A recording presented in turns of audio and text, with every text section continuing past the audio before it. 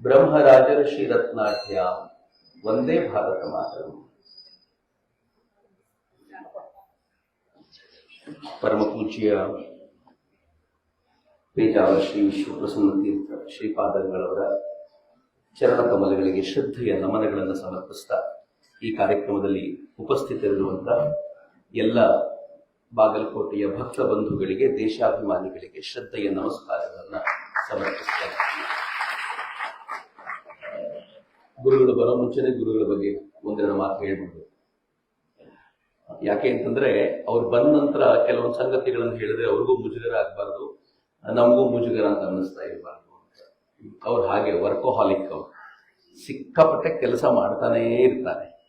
ಸತ್ಯ ಹೇಳಬೇಕು ಅಂತಂದ್ರೆ ಪೇಜಾವರ ಶ್ರೀಗಳನ್ನ ಕಳ್ಕೊಂಡಾಗ ಒಂದ್ ಸ್ವಲ್ಪ ದುಃಖ ಅನ್ಸಿತ್ತು. ಅಯ್ಯೋ, ನೆಕ್ಸ್ಟ್ ಯಾರಪ್ಪ ಹಿಂಗ್ ಯಾರು ಮಾಡ್ತಾರೆ ಅಂತ. ನಾನು ಹೇಳಿದ್ರೆ ಅತಿಶಯೋಕ್ತಿ ಅಂತ ಭಾವಿಸ್ಬೇಡಿ, ಬಹಳ ಜನರಿಗೆ ಕೆಟ್ಟದ್ದು ಅಂತ ಅನಿಸ್ಬೋದು. ನಾನು ಹೇಳಿದ್ರೆ ಅವರಿಗಿಂತ ಒಂದಷ್ಟು ವೇಗವಾಗಿ, ಅವರಿಗಿಂತ ಒಂದಷ್ಟು ಹೆಚ್ಚು, ಒಂದು ತೂಕದಷ್ಟು ಹೆಚ್ಚು ಕೆಲಸವನ್ನ, ಅವರ ಮೇಲೆ ಅಭಿಮಾನ ನನಗೂ ಇದೆ, ನಿಮ್ಗೆ ಎಷ್ಟಿದೆಯೋ ಅದಕ್ಕಿಂತ ಸ್ವಲ್ಪ ಜಾಸ್ತಿ ಇದೆ ನನಗೆ, ಬೇರೆ ಬೇರೆ ಕಾರಣಗಳಿಗೆ. ಆದ್ರೆ ಈಗಿನ ಗುರುಗಳನ್ನು ನೋಡುವಾಗ ಇನ್ನೂ ಹೆಚ್ಚು ಆನಂದ ಆಗುತ್ತೆ. ಯಾಕೆ ಅಂತಂದ್ರೆ ಯಾವುದನ್ನ ಪೇಜಾವರ ಶ್ರೀಗಳು ಅರ್ಧಕ್ಕೆ ಬಿಟ್ಟು ಹೋದ್ರೋ ಅದನ್ನ ಪರಿಪೂರ್ಣ ಮಾಡ್ತಾರೆ ಮತ್ತು ಸಮರ್ಥವಾಗಿ ಮಾಡ್ತಾರೆ ಅನ್ನೋದಕ್ಕೆ ಅನೇಕ ನಿದರ್ಶನಗಳನ್ನು ಅವರು ಕೊಟ್ಟಿದ್ದಾರೆ. ಎರಡನೇದು, ಭಾರತದಲ್ಲಿ ಅನೇಕರಿಗೆ ಶಕ್ತಿ ಇರುತ್ತೆ, ಕೆಲವರಿಗೆ ಸಂಪತ್ತಿರುತ್ತೆ, ಕೆಲವರ ಬಳಿ ಅಧಿಕಾರ ಇರುತ್ತೆ, ಆದ್ರೆ ದೃಷ್ಟಿ ಇರೋದಿಲ್ಲ, ಏನ್ ಮಾಡ್ಬೇಕು ಅಂತ ಗೊತ್ತಿರಲ್ಲ. ನೀವು ತುಂಬಾ ದುಡ್ಡಿರೋರು ನೋಡಿ, ಅವ್ರು ಎಲ್ಲೆಲ್ಲಿ ಖರ್ಚು ಮಾಡ್ತಿರ್ತಾರೆ ಅಂತ ನೋಡಿದ್ರೆ ಗಾಬರಿ ಆಗ್ತಿರುತ್ತೆ ನಿಮ್ಗೆ. ಭಗವಂತ ಯಾತಕ್ಕಾದ್ರೂ ದುಡ್ಡು ಕೊಟ್ಟನಪ್ಪ ಅವ್ರಿಗೆ ಅಂತ ಅನ್ಸುತ್ತೆ. ಇನ್ನು ಕೆಲವರಿಗೆ ಅಪರೂಪಕ್ಕೆ ಅಧಿಕಾರ ಸಿಕ್ಕತ್ತೆ, ಅಧಿಕಾರವನ್ನ ಹೆಂಗ ವ್ಯಯ ಮಾಡ್ತಿರ್ತಾರೆ ಅಂತಂದ್ರೆ ಎಂತ ದುರಂತಪ್ಪ ಅಂತ ಅನ್ಸುತ್ತೆ. ಆದ್ರೆ ಎಲ್ಲವನ್ನೂ ಇಟ್ಕೊಂಡು ಸರಿಯಾದ ದೃಷ್ಟಿಕೋನವನ್ನು ಹೊಂದಿರುವಂತ ಒಬ್ಬ ಅಪರೂಪದ ಸಾಧುಗಳು ಇವತ್ತಿನ ಪೇಜಾವರ ಮಠಕ್ಕಿದ್ದಾರೆ. ಅದು ನಮ್ಮೆಲ್ಲರ ಭಾಗ್ಯ, ರಾಷ್ಟ್ರದ ಭಾಗ್ಯ, ಧರ್ಮದ ಭಾಗ್ಯ ಅಂತ ಭಾವಿಸ್ತೀನಿ. ಅವರ ವರ್ಧಂತಿಯ ಈ ಸಂದರ್ಭದಲ್ಲಿ ನಾನು ಅತ್ಯಂತ ಪ್ರೀತಿಯಿಂದ ಈ ಕಾರ್ಯಕ್ರಮದಲ್ಲಿ ಭಾಗವಹಿಸಿರೋದಕ್ಕೆ ಭಾಗ್ಯ ಅಂತ ಭಾವಿಸ್ತೀನಿ. ನೀವು ಕರೆ ಮಾಡಿದವರಿಗೆ ಕೇಳಿ, ನಾನು ತುಂಬಾ ಏನು ಹೇಳಲಿಲ್ಲ, ಇನ್ನೊಂದು ಕಾರ್ಯಕ್ರಮ ಇದೆ, ಮತ್ತೊಂದಿದೆ ಅಂತ. 2 ದಿನದ ಒಳಗೆ ನಾನು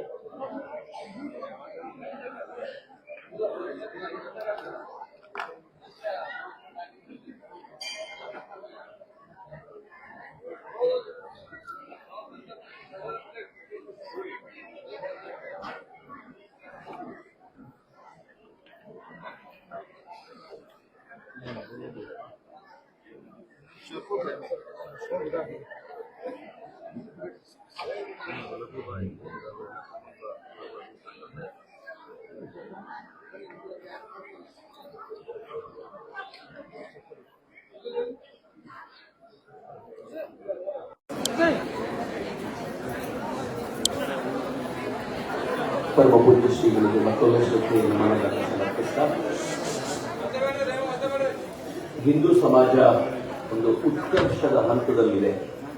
ಬಹುಶಃ ಕಳೆದ 75 ವರ್ಷಗಳಲ್ಲಿ ನಾವ್ಯಾರು ಕಾಣದ, ಇನ್ನೊಂದು ಹೆಜ್ಜೆ ಮುಂದೆ ಹೋಗಿ ಹೇಳೋದಾದ್ರೆ ಕಳೆದ 500 ವರ್ಷಗಳಲ್ಲಿ ಭಾರತ ಕಾಣದ ಒಂದು ಶ್ರೇಷ್ಠವಾಗಿರುವಂತಹ ಹಂತವನ್ನ ಇವತ್ತು ಹಿಂದೂ ಸಮಾಜ ಮುಟ್ಟಿದೆ. ಬಹುಶಃ ಆ ಹಂತಕ್ಕೆ ಬಂದು ನಿಂತಿದೆ. ನಾವೆಲ್ಲರೂ ಹೆಮ್ಮೆ ಪಡಬೇಕಾಗಿದೆ. ನನ್ ಬಹಳ ಜನ ಕೇಳ್ತಾರೆ, 500 ವರ್ಷ ಅಂತ ಹೇಗೆ ಧೈರ್ಯವಾಗಿ ಹೇಳ್ತೀಯಾ ಅಂತ. ಒಂದೇ ಒಂದು ಲೈನಲ್ಲಿ ಹೇಳ್ಬೋದು ಅಂತಂದ್ರೆ, ಯಾವ ರಾಮ ಮಂದಿರಕ್ಕೋಸ್ಕರ 500 ವರ್ಷಗಳ ಕಾಲ ಬಡದಾಡಿಯೂ ಏನು ಆಗಿರಲಿಲ್ವೋ ಅದು ನಮ್ಮ ಕಾಲದಲ್ಲಿ ಆಗಿದೆ ಅಂತಂದ್ರೆ ಈ 500 ವರ್ಷಗಳ ಆ ಪೀಕನ್ನ ನಾವು ಮುಟ್ಟಿದ್ದೀವಿ ಅಂತ. ಹಿಂದುವಾಗಿರೋದು ಭಾಗ್ಯ ಅಂತ. ಆದ್ರೆ ಇದ್ರ ಜೊತೆಗೆ ಅನೇಕ ದುರದೃಷ್ಟಕರ ಸಂಗತಿಗಳು ನಮ್ಮ ಜೊತೆಗಿವೆ. ಹೇಗಿದೆ ಅಂತಂದ್ರೆ, ನಾನು ಕಾಲೇಜ್ ಹೋಗ್ಬೇಕಾದ್ರೆ ನಂಗೊಬ್ರು ಹಿರಿಯರು ಬಹಳ ಚೆನ್ನಾಗಿ ಹೇಳಿದ್ರು.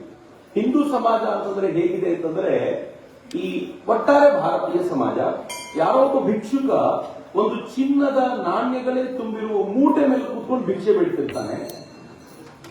ಅವನಿಗೆ ಭಿಕ್ಷೆ ಹಾಕ್ಲಿಕ್ಕೆ ಬರುವಂತವ್ನು ಏನ್ ಮಾಡ್ತಾನೆ ಗೊತ್ತಾ? ಅವನಿಗೆ ಗೊತ್ತು ಇದು ಚಿನ್ನದ ಮೂಟೆ ಅಂತ. ಅವನು ಹಿಂದಕ್ಕೆ ಹೋಗಿ ಆ ಚಿನ್ನದ ಮೂಟೆಯಿಂದ ಒಂದಷ್ಟು ಚಿನ್ನದ ವರಹಗಳನ್ನ ಕದ್ದು ಅದರಲ್ಲಿ ಒಂದು ಚಿನ್ನವನ್ನ ವರಹವನ್ನು ಇವನಿಗೆ ಹಾಕ್ತಾನೆ. ಇವನಿಗೆ ಅದೇ ಸಂತೋಷ, ಅಬ್ಬಾ ಎಂಥ ಪುಣ್ಯವಂತ ಮನುಷ್ಯ, ನನಗೆ ಇವಂದೇ ಚೀಲದಿಂದ ಕದ್ದಿರೋದು. ನಾವು ಹಿಂದೂ ಸಮಾಜದವರು ಥೇಟ್ ಇದೇ ರೂಪಕಕ್ಕೆ ಹೊಂದಿಕೊಳ್ತೇವೆ.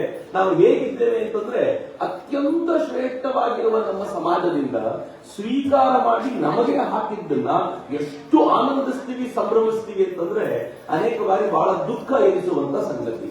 ಮಿತ್ರ, ಜಗತ್ತಿನ ಅತ್ಯಂತ ಶ್ರೇಷ್ಠ ಧರ್ಮಗಳಲ್ಲಿ ಇರೋದು ಒಂದೇ ಧರ್ಮ ನನ್ನ ದೃಷ್ಟಿಯಿಂದ. ಮತ್ತು ಸ್ವಾಮಿ ವಿವೇಕಾನಂದರು ತುಂಬಾ ಸ್ಪಷ್ಟವಾಗಿ ಹೇಳ್ತಾರೆ, ಜಗತ್ನಲ್ಲಿ ಯೂನಿವರ್ಸಲ್ ರಿಲಿಜನ್ ಅಂತ ಕರೆದುಕೊಳ್ಳಬಲ್ಲಂತ ಯೋಗ್ಯತೆ ಯಾವುದಕ್ಕಾದ್ರೂ ಇದ್ರೆ ಅದು ಹಿಂದೂ ಧರ್ಮಕ್ಕೆ ಮಾತ್ರ ಅಂತ ಸ್ವಾಮಿ ವಿವೇಕಾನಂದರು ಬಹಳ ಹೆಮ್ಮೆಯಿಂದ ಹೇಳ್ತಾರೆ. ಆ ಅಭಿಮತಕ್ಕೆ ಯಾರದ್ದು ಅನುಮಾನವೇ ಇಲ್ಲ, ಅತ್ಯಂತ ಶ್ರೇಷ್ಠವಾಗಿರುವಂತದ್ದು. ಯಾಕೆ? ಒಂದಷ್ಟು ಚರ್ಚೆ, ತೀರಾ ಲೌಕಿಕವಾದ ಚರ್ಚೆಯನ್ನೇ ಮಾಡ್ತೀನಿ, ಮತ್ತೆ ಮತ್ತೆ ಸ್ವಲ್ಪ ಪಾರಮಾರ್ಥಿಕ ಚಿಂತನೆಗಳು ಬಂದ್ರೆ ನಾನು ಹೊಣೆಗಾರಕನಲ್ಲ. ಅದಕ್ಕೆ ಈ ಯಾಕೆ ಭಾರತ ಅತ್ಯಂತ ಶ್ರೇಷ್ಠವಾದ್ದು ಅಂತ ಯಾರಾದ್ರೂ ಕೇಳಿದ್ರೆ, ಭಾರತಕ್ಕೆ ಅತ್ಯಂತ ಹಳೆಯ ಪರಂಪರೆ ಇದೆ ಹಿಂದೂ ಸಮಾಜಕ್ಕೆ. ವಿಶೇಷವಾಗಿ ಭಾರತ ಅಂತ ಯಾವಾಗ ಯಾವಾಗ ಹೇಳ್ತೀನೋ ಹಿಂದೂ ಸಮಾಜ ಅಂತಾನೆ. ಯಾಕೆ ಅಂತಂದ್ರೆ, ಯಾವ್ಯಾವ ಮತಗಳು ಇವತ್ತು ಭಾರತದ ಅವಿಭಾಜ್ಯ ಅಂಗಗಳು ತಾವು ಅಂತ ಹೇಳ್ಕೊಳ್ತಾವೋ ಅವರೆಲ್ಲ ಹುಟ್ಟೋಕ್ಕಿಂತ ಮುಂಚೆಯೂ ಭಾರತ ಎನ್ನುವ ರಾಷ್ಟ್ರ ಇತ್ತು. ಈ ದೇಶದ ಅಭಿಮಾನಿಗಳಾಗಿ ಹಿಂದೂಗಳು ಇಲ್ಲಿದ್ರು ಅಂತ. ಆ ಕಾರಣಕ್ಕೆ ಭಾರತ ಹಿಂದೂ ಧರ್ಮಕ್ಕೆ ಸಂವಾದಿ ಅಂತ. ಸ್ವತಃ ಸಾವರ್ಕರ್ ಹೇಳ್ತಾರೆ, ಆ ಸಿಂಧು ಸಿಂಧು ಪರ್ಯಂತ ಯಸ್ಯ ಭಾರತ ಭೂಮಿಕಾ ಪಿತೃಭೂ ಪುಣ್ಯಭೂಶ್ಚೈವ ಸಮೈ ಹಿಂದುರಿತ ಸ್ಮತಃ. ಯಾರು ಈ ಸಿಂಧುವಿನಿಂದ ಸಾಗರದಿಂದ ಹಿಡಿದು ಹಿಮಾಲಯದವರೆಗೆ ಹಬ್ಬಿರುವಂತ ಈ ಭೂಮಿಯನ್ನ ಪಿತೃಭೂಮಿ ಪುಣ್ಯ ಭೂಮಿ ಅಂತ ಗೌರವಿಸ್ತಾರೋ ಅವರೇ ಹಿಂದೂಗಳು ಅಂತ. ಏನು ಅದ್ಭುತವಾಗಿರುವಂತ ಡೆಫಿನೇಷನ್ ಇದು. ಇದಕ್ಕಿಂತ ಒಳ್ಳೆಯ ಡೆಫಿನೇಷನ್ ಹಿಂದೂ ಧರ್ಮಕ್ಕೆ ಸಿಗೋದ್ ಕಷ್ಟ. ಅಷ್ಟು ಸುಂದರವಾಗಿರುವಂತ ಡೆಫಿನೇಷನ್ ಸಾವರ್ಕರ್ ಕೊಟ್ಟರು. ಇದರ ಆಧಾರದ ಮೇಲೆ ಭಾರತ ಅಂದಾಗೂ ಹಿಂದೂ ಅಂತಾನೆ.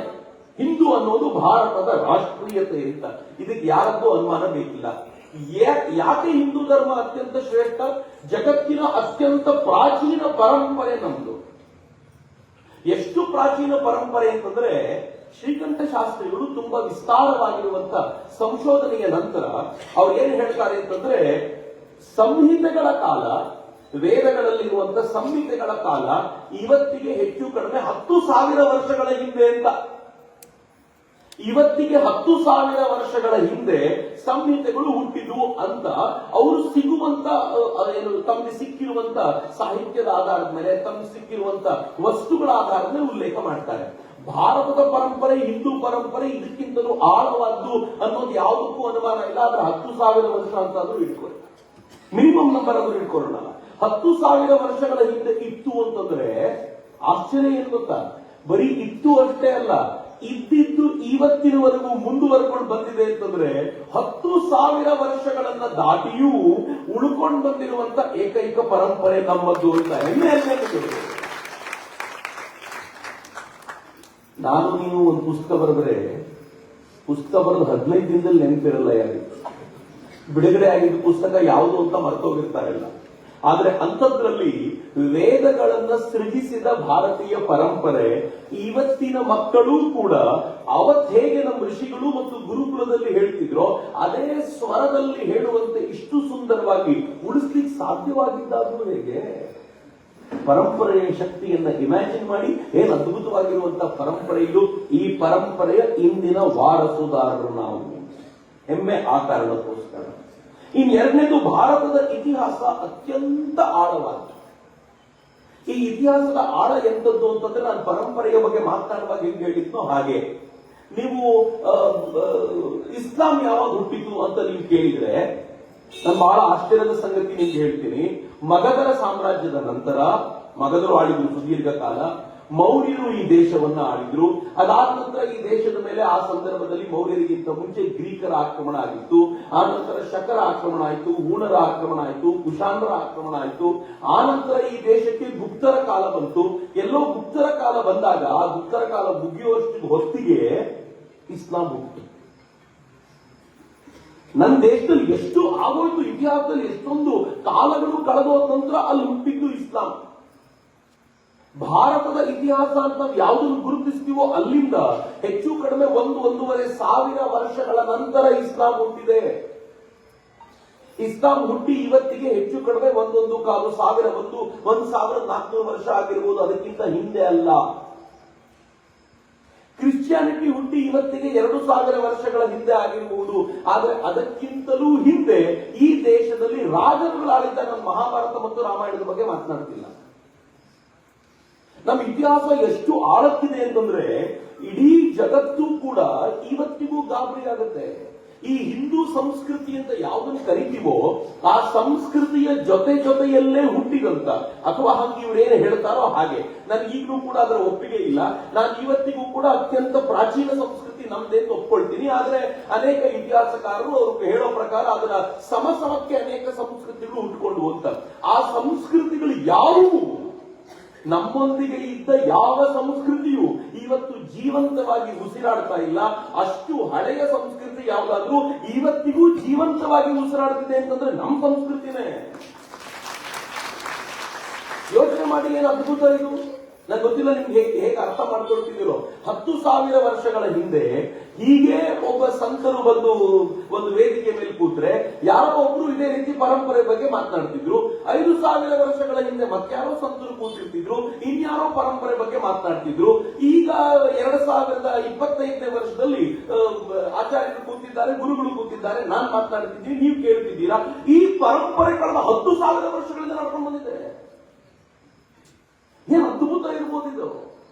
ಹೇಗೆ ಉಳ್ಳಿಕ್ಕೆ ಸಾಧ್ಯವಾಯಿತು? 100 ವರ್ಷಗಳಲ್ಲಿ ನಮ್ಮ ಇಡೀ ಮನೆತನವೇ ಧ್ವಂಸಗೊಂಡು ಹೋಗುತ್ತೆ. 100 ವರ್ಷಗಳು, 130 ವರ್ಷ ನಾವು ಮನೆ ತೋರಿಸಿ ಈ ಮನೆ 130 ವರ್ಷ ಆಯ್ತು ಅಂದ್ರೆ ಹಬ್ಬ ಅಂತೀವಿ. ಒಂದು ಮನೆ 130 ವರ್ಷ ಆಯ್ತು ಅಂದ್ರೆ ಹಬ್ಬ ಅಂತ ಹೇಳ್ಬೋದಾದ್ರೆ ಈ ಪರಂಪರೆ ಇದರ ಇತಿಹಾಸಕ್ಕೆ ಸಾವಿರಾರು ವರ್ಷಗಳ ಹಿನ್ನೆಲೆ ಇದೆಯಲ್ಲ, ಇನ್ನೆಷ್ಟು ಹಬ್ಬ ಅನ್ಬೇಕಿದಕ್ಕೆ ಅಂತ ಯೋಚನೆ ಮಾಡಿ ಅಂತ. ನಾವು ಅದರ ವಾರಸುದಾರರು. ನನಗೆ ಯಾಕೆ ಹಿಂದುತ್ವದ ಬಗ್ಗೆ ಮಾತನಾಡುವಾಗ ಬಹಳ ಹೆಮ್ಮೆ ಅನ್ಸುತ್ತೆ ಅಂತಂದ್ರೆ, ನಾನು ಯಾವುದೋ ನೆನ್ನೆ ಮೊನ್ನೆ ಹುಟ್ಟಿದ್ರ ಬಗ್ಗೆ ಸೇರಿದವನ ಬಗ್ಗೆ ಮಾತಾಡ್ತಿರೋದಲ್ಲ. ನಾನು ನನ್ನ ಪೂರ್ವಜರ ಬಗ್ಗೆ ಮಾತನಾಡುವಾಗಲೆಲ್ಲ ಅತ್ಯಂತ ಹೆಮ್ಮೆಯಿಂದ ನಿಲ್ತೀನಿ. ಯಾಕೆ ಅಂತಂದ್ರೆ ಇವತ್ತಿನವರೆಗೂ ಅವ್ರು ಹೇಳಿದ್ದನ್ನ ಅನುಸರಿಸಲಿಕ್ಕೆ ಬೇಕಾಗಿರುವಂತ ವಾತಾವರಣವನ್ನ ನಮ್ಗೆ ಕೊಟ್ಟು ಹೋದ್ರು ಅಂತಂದ್ರೆ ಎಂತ ಶ್ರೇಷ್ಠ ವಾತಾವರಣ ನಾವು ಕೊಟ್ಟು ಹೋಗಿರ್ಬೋದು. ನಾನು ಅವ್ರ ಪರವಾಗಿ ನಿಂತಿದ್ದೀನಿ ಅಂತ ಹೇಳಬೇಕಾದ್ರೆ ಬಹಳ ಖುಷಿ ಅಂತ. ಅದಕ್ಕೆ ನಾನು ಹೇಳುದು, ಭಾರತೀಯ ಸಂಸ್ಕೃತಿ ಅಂತಂದ್ರೆ ಅತ್ಯಂತ ಸುದೀರ್ಘ ಕಾಲ ಉಸಿರಾಡ್ತಾ ಇರುವಂತ ಸಂಸ್ಕೃತಿ.